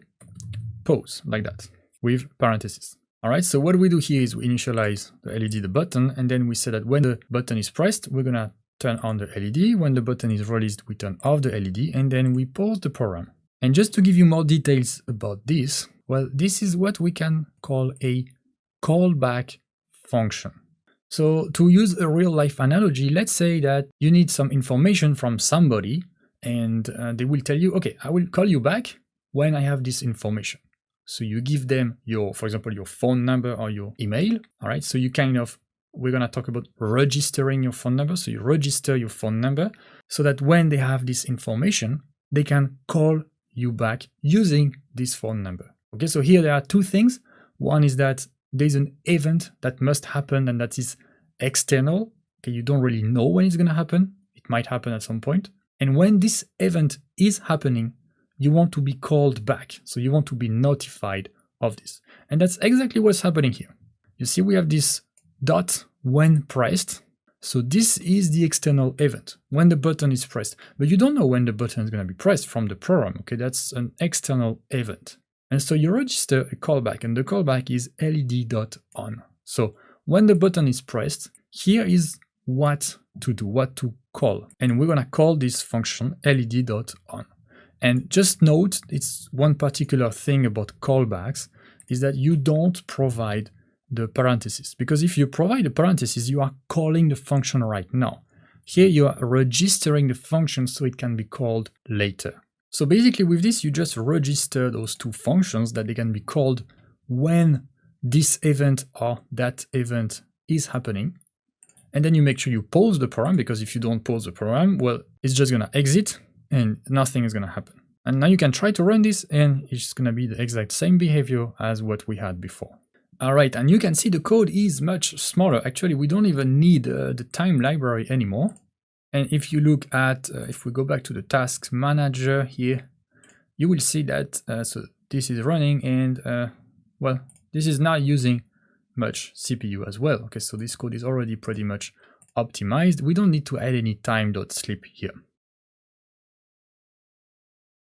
Hey and welcome back. This is episode number 11 of this tutorial series on Raspberry Pi for complete beginners. In this tutorial, we are going to come back to the circuit we have built in a previous episode of this series. So far, we have one LED and one push button connected to the Raspberry Pi. We are going to add two more LEDs so that we can then create more complex and fun applications. So here I'm back to this software and I have a green LED and a blue LED. It doesn't really matter. You can choose any color you want. Okay, I'm just using 3 different colors, but just pick the whatever LED that it's available for you. And on top of that, I also have 1 kilo ohm resistor. So I have one for each LED. And the circuit is basically going to be the same for the 3 LEDs. So let's start, for example, with this blue LED. I'm going to put it here, somewhere here. And I will connect the shorter leg to the ground. Okay, so maybe I just put it here so it looks nicer. And I connect to the ground, and this wire, I'm gonna set it to black. Okay, I'm gonna also place that one right now, just right here, for example, and connect the ground with the shorter leg. And we don't need to add anything else because the ground, you can see, is already connected to the Raspberry Pi. So this line is already fully connected to the ground. Then I will add my resistor on the longer leg of the LED here and also on that one. And now which GPIO are we going to use? Well, I have created this setup so that it's going to be quite easy for you. You see we are using the GPIO number 17 here, but then we have the GPIO number 27 and 22. So we're going to connect this blue LED here. So after the resistor, we take this side of the resistor and we connect it to this GPIO number 27. I'm going to use, for example, I'm going to use the green cable because that's what I'm going to use for my real circuit. Okay. And then I'm going to connect that side of the resistor here to this GPIO here number 22. And I have a white wire here, okay, to match the one that I'm using for my circuit. And for example, just like that. One thing to pay attention to here is that this pin here is actually a 3.3 volt pin. So this is a power pin, which means pay attention to that. Don't power, so don't connect the LED to that 3.3 volt pin directly. So make sure that you use this GPIO 27 and 22. It's quite easy to find if you have correctly placed the ground here. It's just the first, second, and third pin on the right for the 3 LEDs. All right, and the circuit is complete. And back to the real circuit. So I have shut down my Raspberry Pi, of course. I have taken out the power cable. If needed, you remove the SD card if you don't have a case. Okay, and I'm gonna start with so I have my 2 LEDs here, green and blue. I'm gonna put, so pay attention here, you see, we have a shorter leg. So the shorter leg is gonna go to the ground, so I can do the same thing I did for the red LEDs. For example, I connect here, shorter leg to the ground, and the longer one to another column. I do the same thing for the green LED. So shorter leg here goes to the ground, and then the other one goes to another column. I take now my 2 resistors.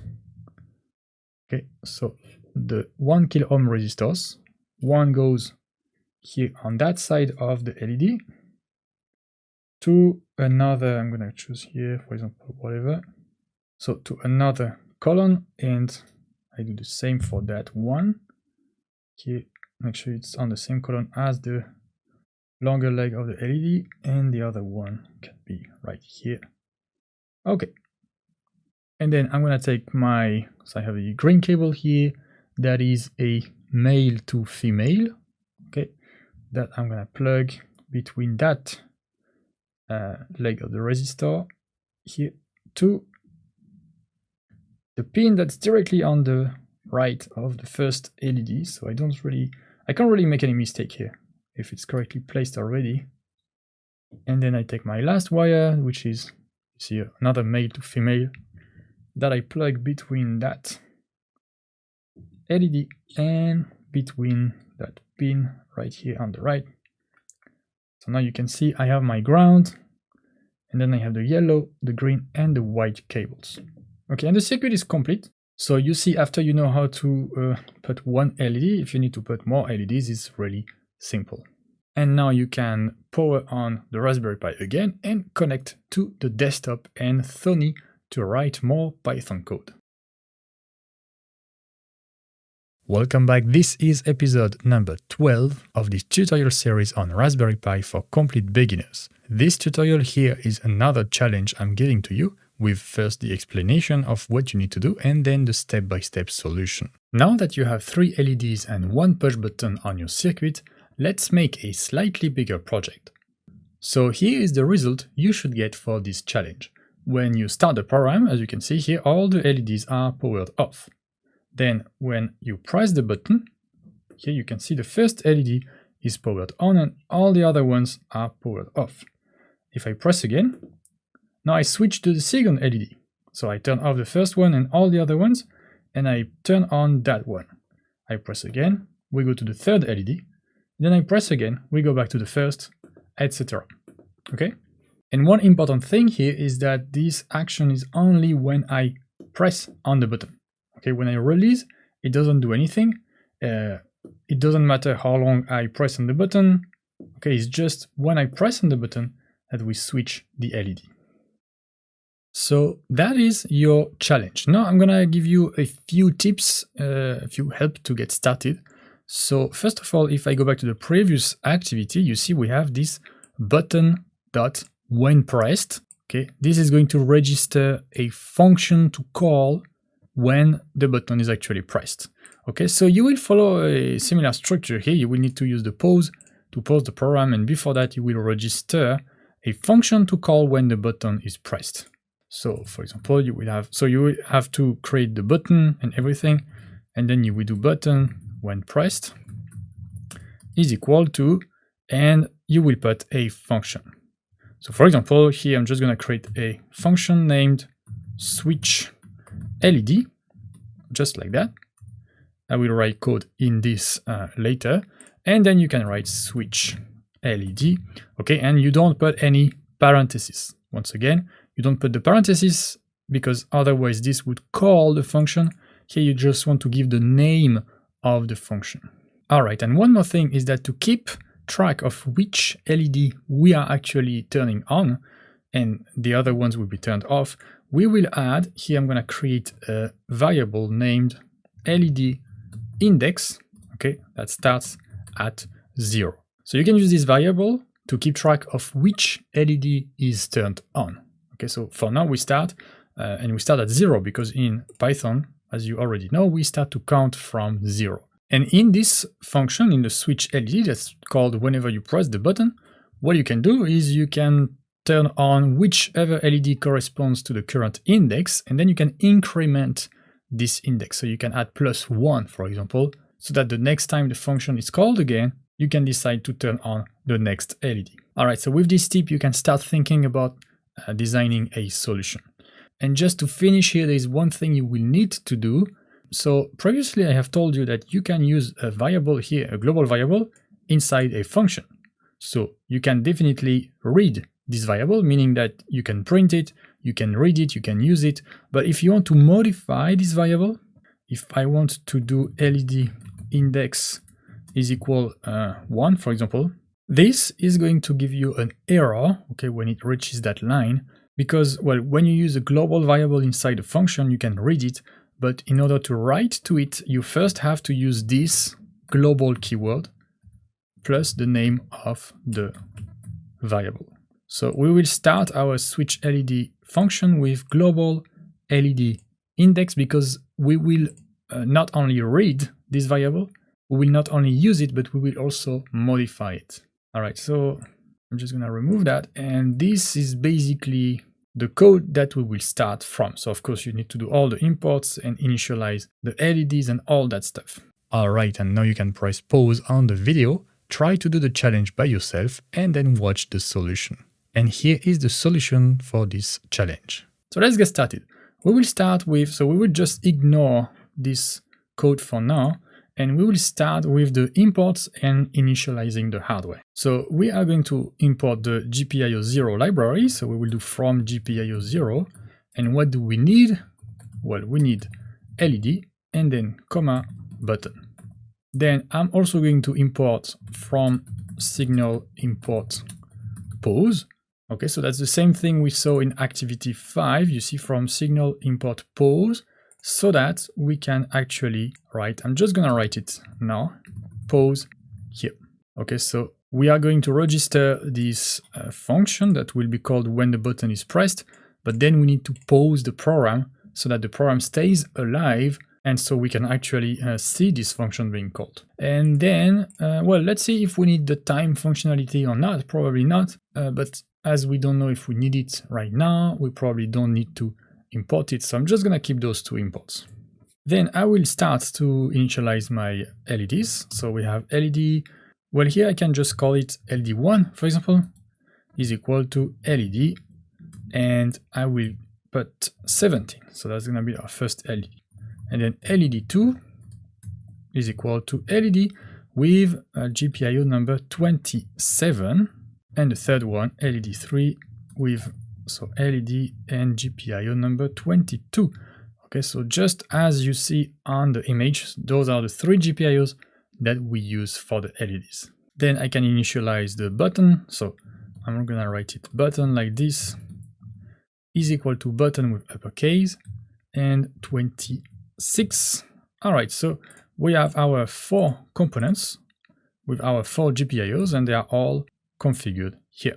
Now the first thing I will do is I will actually power off all the LEDs. So it should be done by default, but just in case I want the LEDs to be powered off, so I'm just gonna do LED1 dot off, and then LED2 dot off, and then LED3 dot off. And at this point you might think, well, maybe it would be nice to use a list, okay, and maybe some for loops and stuff like that to optimize the code instead of writing the same code 3 times. And you are right, and that's actually what we will do in the next activity. But for now, let's keep working with this without any list. So we initialize the states for all the LEDs.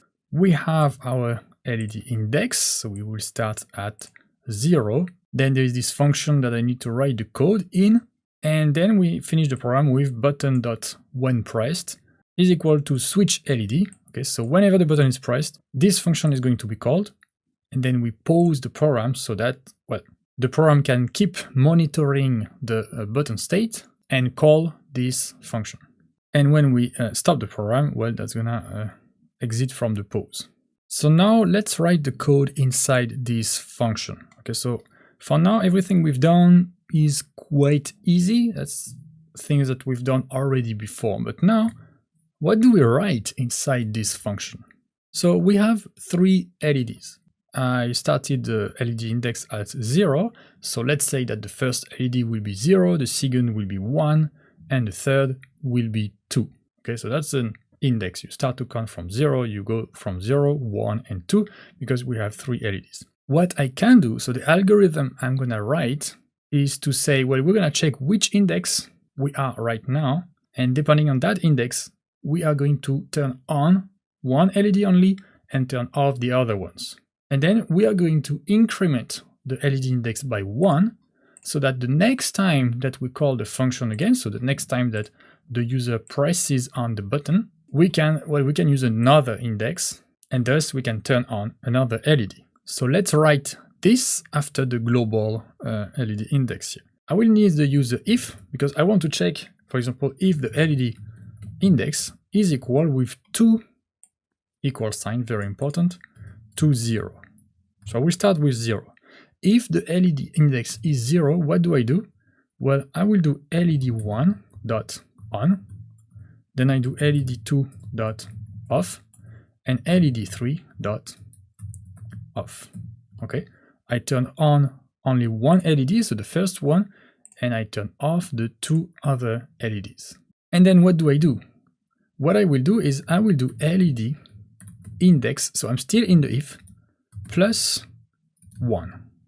Okay, so if you remember, plus equal 1 is going to add this value to that variable. So let's say I press on the button the first time, switch LED is going to be called. We check, is the LED index 0? Yes, because that's the current value. So we turn on the first LED, and then we say that LED index is so the same value, 0 plus 1. And note that I was talking about how to modify a variable. You need to use the global keyword here, and this is because of this line. If you try to run this code and you don't use the global, you will get an error here because you are trying to modify a global variable. So for that, you need to use the global keyword. Okay, just a tiny detail. Great, so that's gonna work for the first iteration. Okay, so if we just run the program like this, it's probably gonna work. We're gonna turn on the first LED, but then if we press again, well, nothing is gonna happen. So I'm gonna add an elif here, elif, and I'm gonna do elif LED index is equal with 2 equal sign to 1.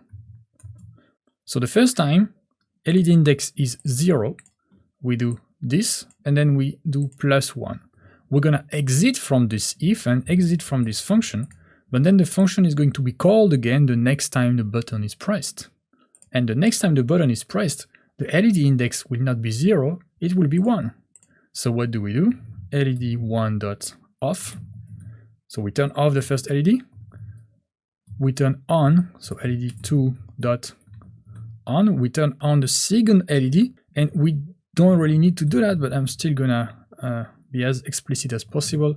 We also turn off the third LED because it's already off, but here it's more explicit. Great, and after I do this, I will do the same thing, LED index plus 1, which means that after this, LED index will be equal to 2. And the next time we come to the switch LED, then I'm simply gonna add a elif.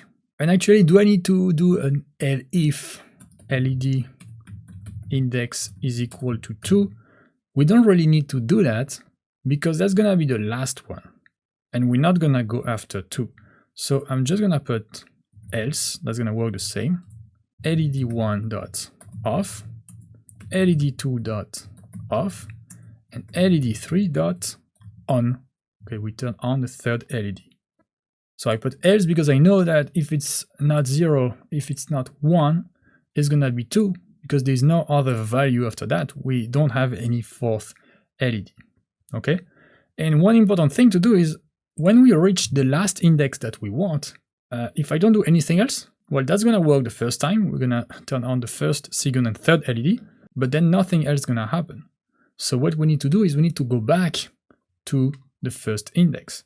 So in this case, I will do LED index is equal, so just 1 equal, okay, because we assign a value, is equal to 0. And the function is complete. So the first time this function is called, you're gonna go to the first part of the if. The second time, you're gonna go to the second part of the if. The third time, you're gonna go to the third part of the if. And then the fourth time, you actually go back to the first one, etc., etc. So looks like it's complete. Make sure that you have written the button when pressed is equal to switch LED without the parentheses here. Okay, make sure it's the same name. And then make sure you have the pause at the end with the parentheses, because here you call the function. I'm going to run that.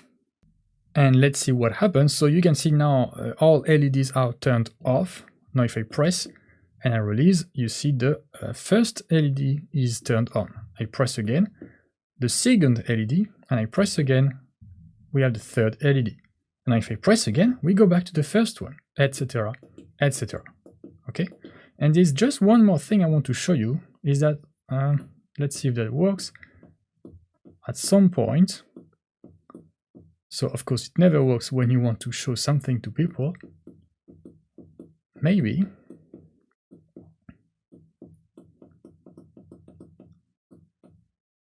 Okay, you can see here what happened. So it was very quick, but what happened is that the blue LED was turned on, and then I pressed on the button, and very fast it went to the green one and the red one again, but I just pressed once, okay? So what happened here? Well, this is an issue that's actually a mechanical issue with the push button. It's not really an issue, it's just a behavior you can expect from a push button. So when you press on the button, what can happen is that the button is actually bouncing. Okay, so the mechanical part is bouncing a bit. And in some occasions, it might look like you have actually pressed on the button twice. So it's not a software bug, it's just how the hardware is, okay? And so depending how fast you read from the push button from the software, maybe you're gonna see that you press twice on the button, but actually you just press once, but the button is still physically bouncing. And so how to solve that?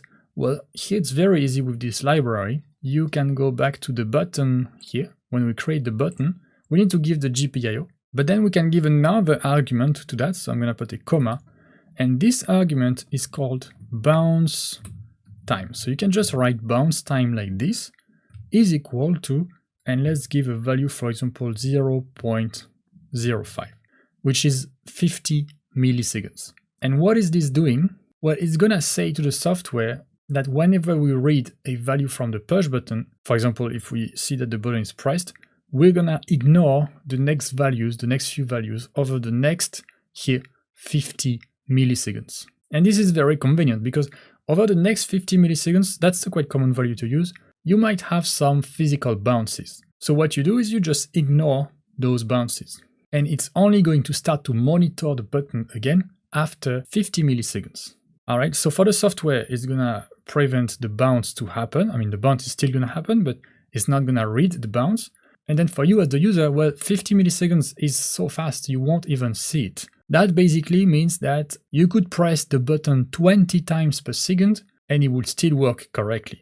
Okay, but now I challenge you to press the button 20 times per second. Okay, as a human, it's very difficult to do that. So, well, that's a small parenthesis. You can add this bounce time, which is going to solve the bounce issue that we have just seen previously.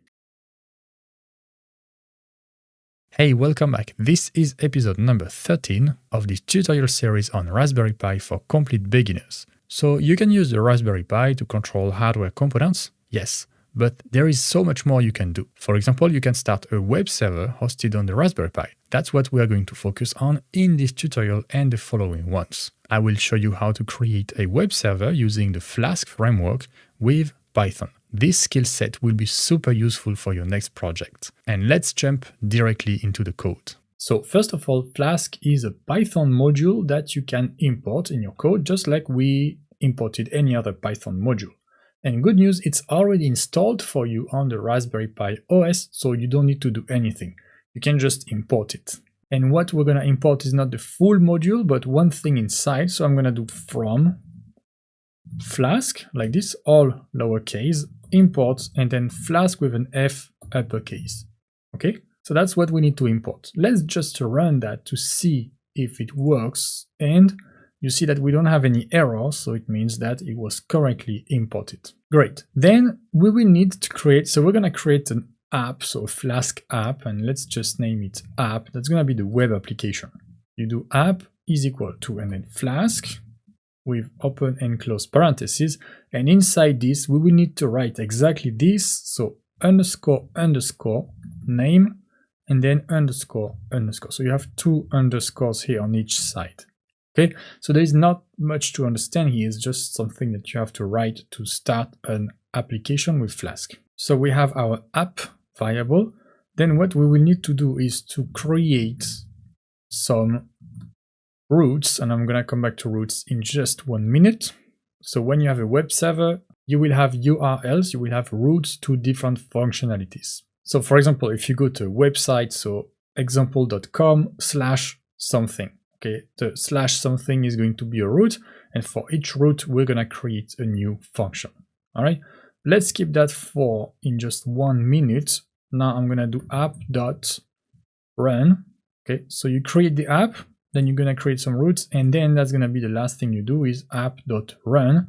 And inside the parentheses, you're going to put host is equal to 0.0.0.0. So you just write this, and then you close the parentheses. All right, so this is going to run the application, and it's going to pause the program here. And when you press Ctrl+C, it's going to exit. Let's just try this.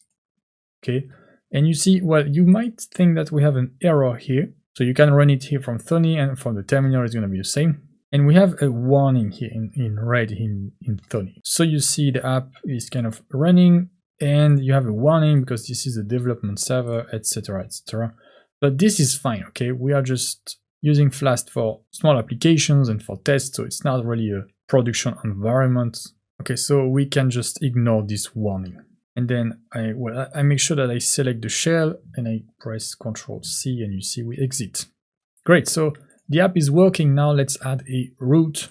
So to add a route, you will need to add this specific syntax with @app.route, open close parentheses, and inside we're gonna write, for example, /. Okay, so the / is going to be the homepage, kind of the homepage. If you go to example.com/, well, you don't add any /, it's just gonna be the homepage. And after we have this, we need to create a function. I'm gonna name it index. So usually the function for the homepage is going to be named index. You can name it as you want, okay, it doesn't really matter. And what do I need to do from this function? Well, I can do whatever I want, and then I need to return a string. The string is going to be what is going to be displayed on this route here on the homepage. And well, you can return anything, you just need to return a string. So it can be a very simple string, for example, hello from Flask, like that. That's valid. But then also, of course, you can create a complete HTML page and just return the HTML as a string. But for now, let's keep things very simple. So that's gonna be enough for our first application. Let's run that. And well, we still have all of those logs, and you can see that we have here, you can click on, for example, the first URL here. We click here, that's gonna open a web browser. And as you can see, so in a web browser, we have hello from Flask. So that's correctly working. We can get the result from the web server. Now I'm going to give you a few more details so you understand a bit more about all that. So first you can see that when we have a request, so basically when we open a page, it's going to make a request to the server here, and the server is going to return whatever, for example, in this function. So here it's going to return some HTML or some text. If I refresh, you can look at the bottom here. If I refresh, you see we have a get and then 200. So this is going to get some HTML here, which is just a string, and 200 is the code that basically means success. So if you see 200, it means you could correctly get the result from the server. All right, so every time I refresh, I do a new request and I get the string.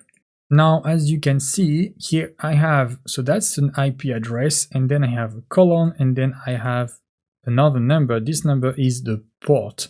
So you have the combination of IP address and port. And the port, it's 5000. Okay, that's the default port for Flask. But let's say I write something else, for example, 5001. You see that we cannot reach the web server because this doesn't exist. If I go back to 5000, it's working. Okay. And what is this here? 127.0.0.1. This you will get it every time. So this is an IP address that just corresponds to this machine. So in basically any device, if you write this IP address, that's going to correspond to this machine. It's also called local host. And actually, you can just write, instead of this, you could write local host and press enter, and you see it's also working. All right, so the 127.0.0.1 and localhost basically can be useful if you want to test a URL directly from the same device. So if you run the server on the Raspberry Pi, then you have a web browser on the Raspberry Pi and you can just type this address. Okay, but now if I come back to the logs, you see I have another address, so I can run that too, and it's also working. And this, you can see, this is the IP address of the Raspberry Pi. Actually, I can find that with the terminal as well. If I do hostname -i uppercase, you see that's my IP address. All right, so if you type this IP address in a web browser and then colon with the port, which is 5000, then you will be able to get hello from Flask. And this not just from the Raspberry Pi, but from any device that's connected on the same network. So here I'm using VNC. I could disconnect from VNC and just open a web browser on my Windows, and I will be able to get access directly to the web server from the Raspberry Pi, or also from the smartphone here, because I'm using the smartphone as a hotspot.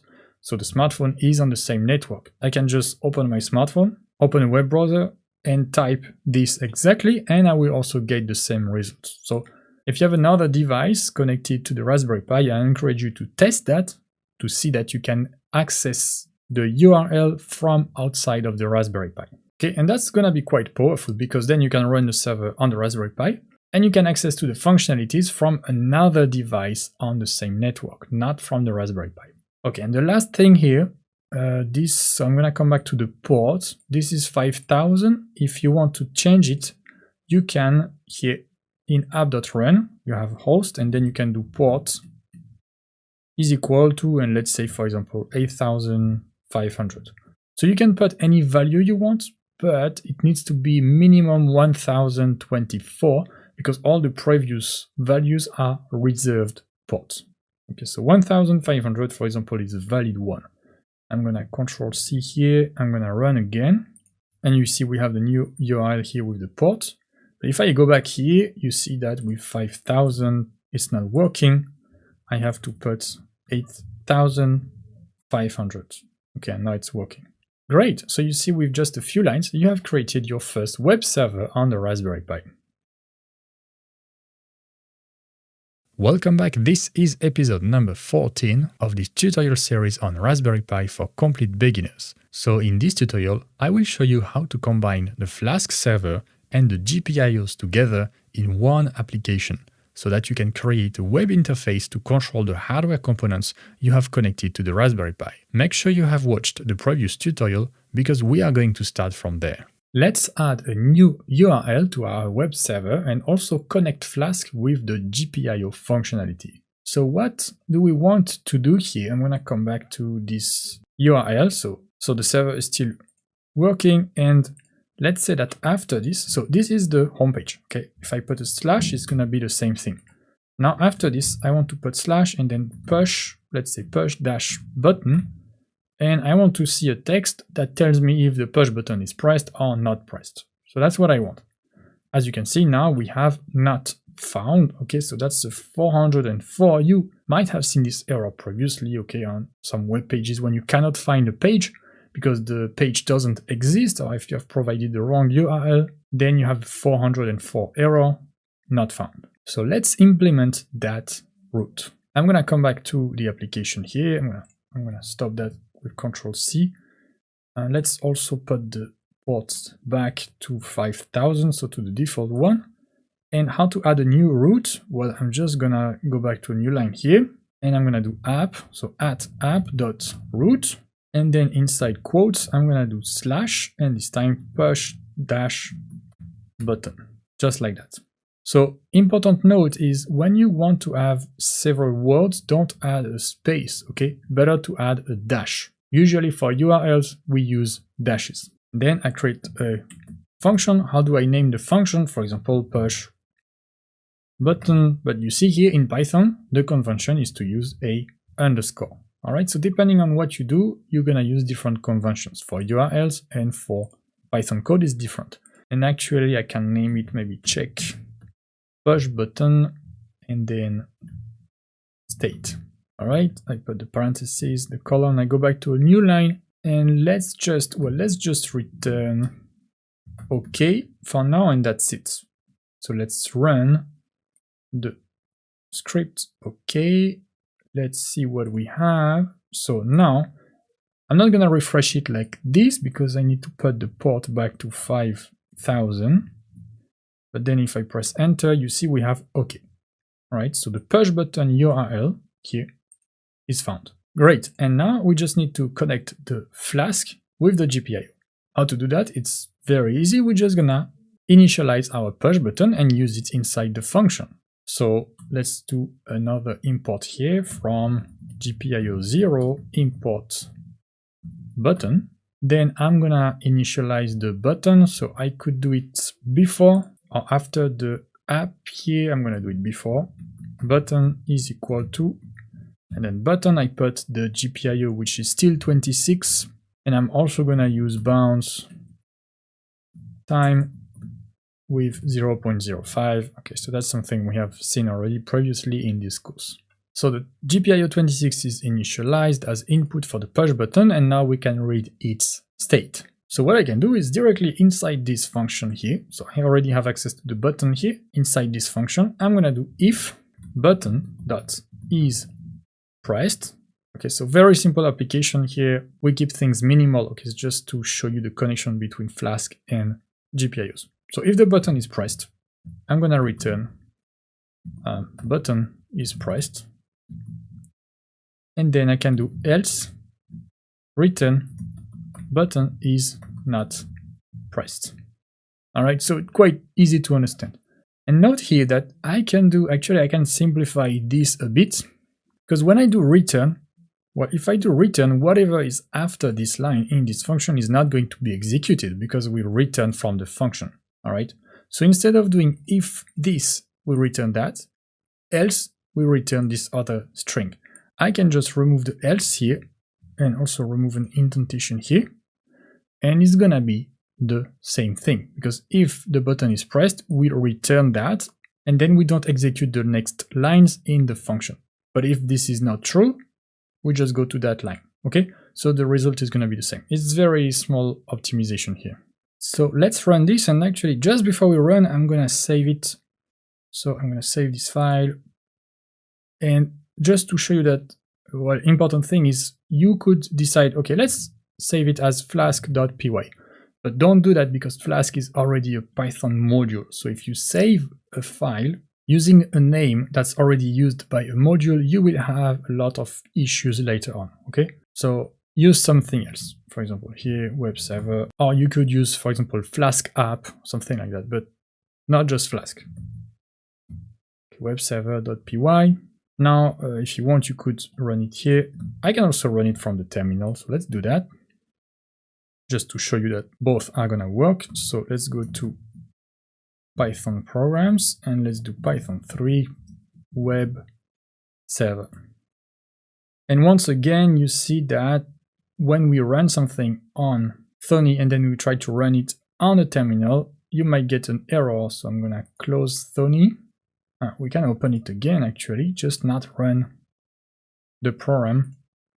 Then it should be able to work. Okay, you see we have the same warning and we also have the URL here. So let's open the browser and let's refresh this. You see the button is not pressed. Now what I'm gonna do is I'm gonna press on the button and I'm gonna refresh the page, and you can see button is pressed. If I refresh again, button is pressed. If I release, button is not pressed.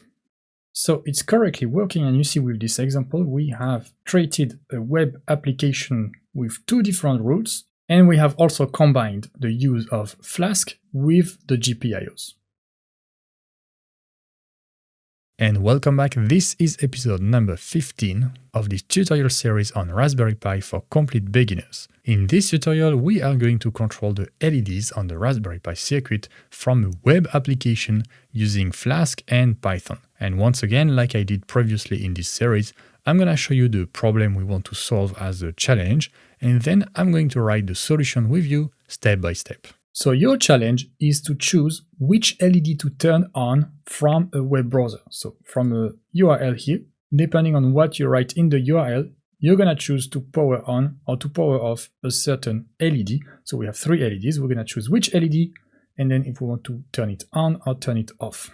All right, so you can start from what we have written previously. So here's the code that you can write. I'm going to save it as activity11.py. And I'm going to give you a few tips so you can get started. So we are going to create a new root here, okay? So app.root, and then, well, I'm going to write the root first and I'm going to explain it to you. So /LED and then slash with angle brackets int LED number, and then state slash and then int state. All right, that's the new root, and then we're going to create a function. So what is this? Well, we're going to start, so /LED, and then you see we have here int LED number with angle brackets. This means that we're not going to write this in the URL. This is going to be replaced by an integer, okay? So if you want to have dynamic URLs that you can write numbers or text or whatever inside, then you can use this angle bracket with the data type and then the kind of the variable name that we're going to have inside our function. So here when you write the URL, you will do /LED/ you will write a number and then /state/ another number. And actually I need to finish this with the angle brackets. All right, so for example, /LED/0/state/1. So provided that we start to count at 0, 0 is going to be the first LED. And then if we get the state 1, it means we want to turn on the LED, so we're going to turn on the first LED. For the state, to keep it simple, we can say that 0 means turning off, 1 means turning on. All right, so you have this URL that I already gave you, and then let's call this function switch LED, for example. And for that one, we're going to receive parameters. So the parameters is the ones that we define here. So it's going to be called LED number, and we know it's going to be an integer. And then we have state. Okay, that's the one here. Okay, and then you can write, of course, the content of the function. So what you will do, we have three LEDs. So what you can do is, as we did previously in this course, you can create a list. So you create a list of LEDs here, you can initialize the first state, and then in this function, you will need to, first validate that those two are correct numbers. Okay, because I could give whatever number. I could give 5,000 here, I could give -10 here. So you want to first verify that the numbers are correct. Okay, so that this corresponds to an index in the list, and that this is either 0 or 1. Okay, so after you validate that, then you can turn on or turn on the chosen LED. All right, and now you can press pause on the video, try to do the challenge by yourself, and then watch the solution. So I give you the beginning of the code. So we're going to start from what we had before. I give you the beginning of the code for the root. But first things first, let's initialize our LEDs. So we're going to import LED also from the GPIO 0. And then we can initialize our LEDs. We're gonna do that, for example, just after the push button. So we could do LED 1, 2, and 3 and then add them into a list, but let's just create a list directly. So LED list is equal to, and then let's put brackets, and let's initialize the LEDs directly inside the list. So LED like that with, so the first LED was on pin, so on GPIO number 17.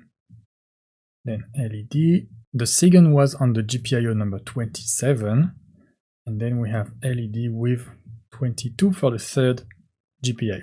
Great, that's gonna initialize the LEDs, so that's gonna initialize all of those pins to output mode, and they should be turned off, but just to be sure, let's do a for loop for LED.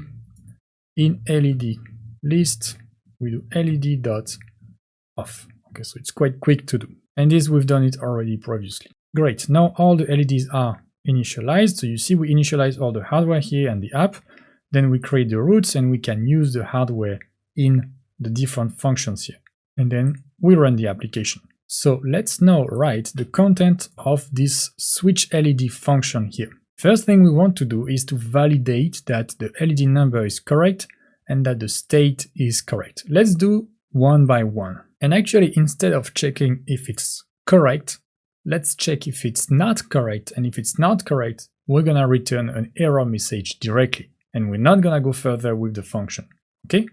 So if what? Well, the LED number here is gonna correspond to an LED, so to an index in that list. So it's not correct. First, if the index is lower than 0, I'm gonna write this. So if LED number is strictly lower than 0, then it's not going to be valid. Okay, we cannot have a negative index. And I'm gonna put a or. So if the LED number, so if the index is lower than 0, or if the index is also greater than, well, the last index, how to check that? Well, we can use LED number greater or equal than the length of the LED list. And why that? Because, well, you can see the last index actually corresponds to the length minus 1.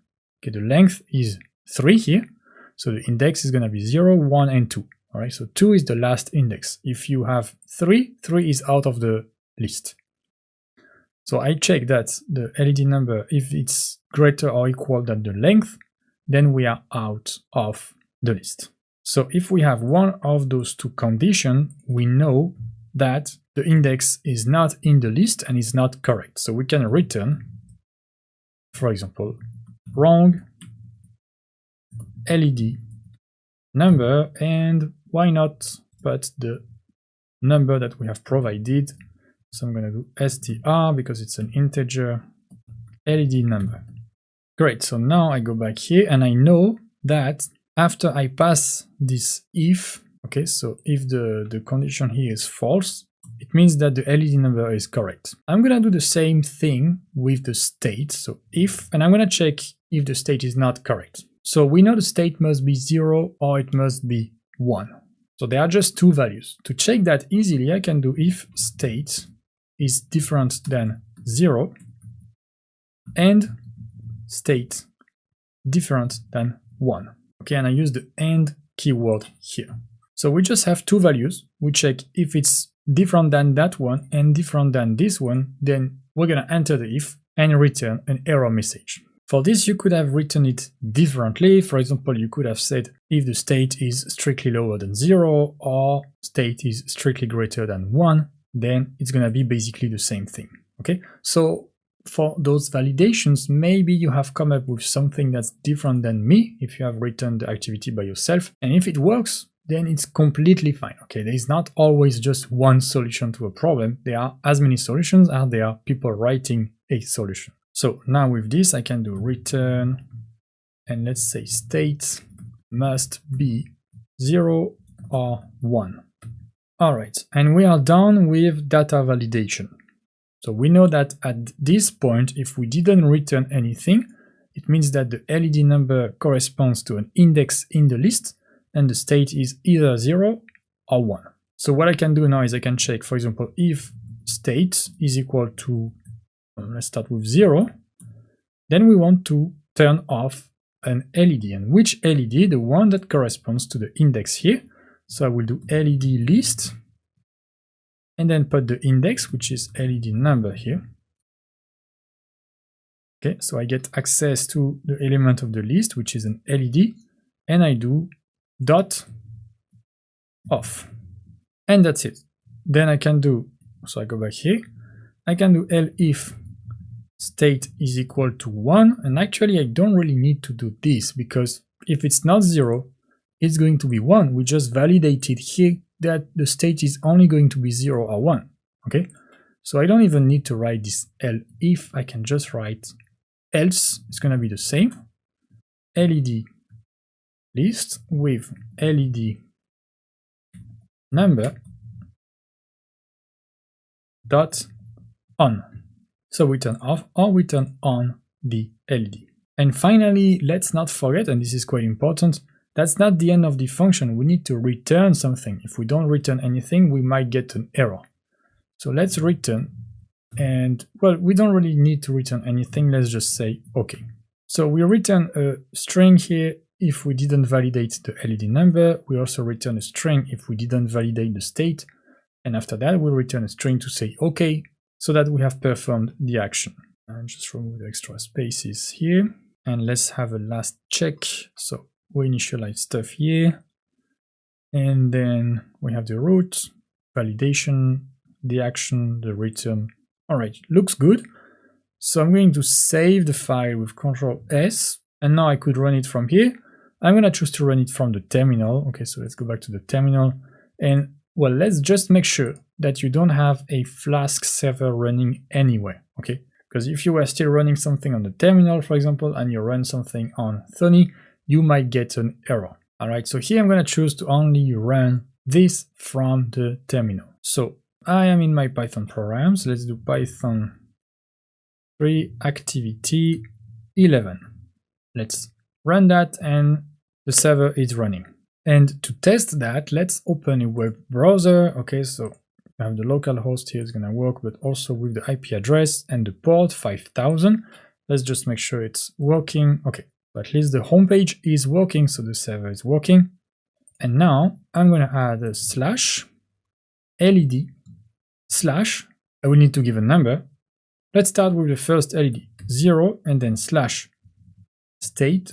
And slash, I need to give 0 or 1. Let's use 1 to turn on the first LED. So let's press enter and let's look at what's going to happen. Here you see the first LED was turned on. All right, I can replace the number here with 1. That's going to be the second LED because that's the index 1. All right, we turn on the second LED. Let's do the same thing with 2. Great. And now let's see with 3, for example, we're gonna get an error. So it's working, but we get wrong LED number 3, okay? Now let's say that I want to turn off the second LED, so that's gonna be the index number 1.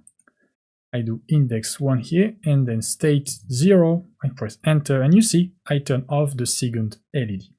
Great, so it's correctly working. We could turn on and off any LED that we want on the circuit. And let's just finish to verify that everything is working here. So you have seen if I put LED that's outside of the range, for example 10, we have an error. Let's put a negative number as well, like -1. Well, actually you can't even put -1 here because the minus is going to be considered as a dash. So you're going to get a URL not found anyway. So let's go back to 0 here. Okay, and then state, we can have state 0, we can have state 1, that's going to work. But now let's do state 2, and you see state must be 0 or 1. Okay, so you can see that validating the data that you get in a web server is very important. Okay, so you only execute an action with an input that is valid. Hey, this is Edouard. I hope you enjoyed this tutorial series a lot and that you could get some real value out of it. Now, this series is actually a free extract from my much larger course named Raspberry Pi for Beginners. This complete course contains 10 hours of content and will take you from a complete beginner to a Raspberry Pi maker with a strong intermediate level where you become really autonomous and confident to start any project that you want. So if you like the way I teach and if you want to go further with Raspberry Pi, starting from this last tutorial, well, I recommend that you check the course out. The link is in the description. And just in case you're wondering what you're gonna learn, well, here is a sneak peek of what's inside the course. So here I'm inside the course and we're gonna check on the right here the curriculum. We have 15 sections. So the first section, we're gonna learn what is Raspberry Pi. We've seen that already in this series. We are then going to install the Raspberry Pi OS, which is what we've done as well. But here you can see we also have some extra steps, for example, with Raspberry Pi Connect, which seems very promising. Okay, on section 3 and 4, then we have kind of a mini course on Python 3. So if you need a refresher of the basics in Python 3, then I got you covered with those about 2 hours of Python 3. We are then going to build the circuit like we did in this series, okay, and practice. So build the circuit, learn how to use the GPIOs. Okay, there's additional activities here, and practice more with the GPIOs. We've done only one activity so far in this series, but I have 2 more activities for you to practice. Then we are going to detect in section 8, detect movement with a PIR sensor. That's going to be a very interesting feature to add to our circuit. So here you see, we see how to add it to the circuit, how to control with Python, and an extra activity. Then we have 2 sections on how to use the terminal on the Raspberry Pi. So if you don't know anything about the terminal or Linux, well, you're gonna also get kind of a mini crash course on that. So how to use the terminal specifically for the Raspberry Pi and Linux, and then also how to interact with the terminal from Python 3. And there is more. Then we're gonna see how to send an email directly from the Raspberry Pi. That's super useful, for example, to send alerts when something is happening on your Pi. We also then have another section on the Raspberry Pi camera. We're going to see how to plug the camera and then take photos and videos both from the terminal and Python, plus an extra activity. Then we come back to the Flask server. That's what we've done here in this series. And finally, there is a final project. So here's basically what we're going to do in this final project is we're going to take all the foundation that we have with all the sensors and functionalities and knowledge that you got in this course and build a final project to practice on everything. And in this project, well, you see we're going to start some scripts from the terminal. We have the Raspberry Pi with the camera, with a few things on the breadboard. And when we detect a movement, we are going to take a photo and send that photo by email. So you see we receive a new photo by email. And then we also put that photo on a web server. So that's going to be available for us to get using a web server. So from a web page, you can see the photos that were taken from your Raspberry Pi. Okay, so that's a complete alarm system that we're going to build in this final project for the course. All right, so you can just click in the link in the description to also see this outlined, a few preview that you can check. You can watch the reviews. So the course is already quite popular here on Udemy, and I encourage you to check it out. All right, thank you for watching, and I hope to see you in the course.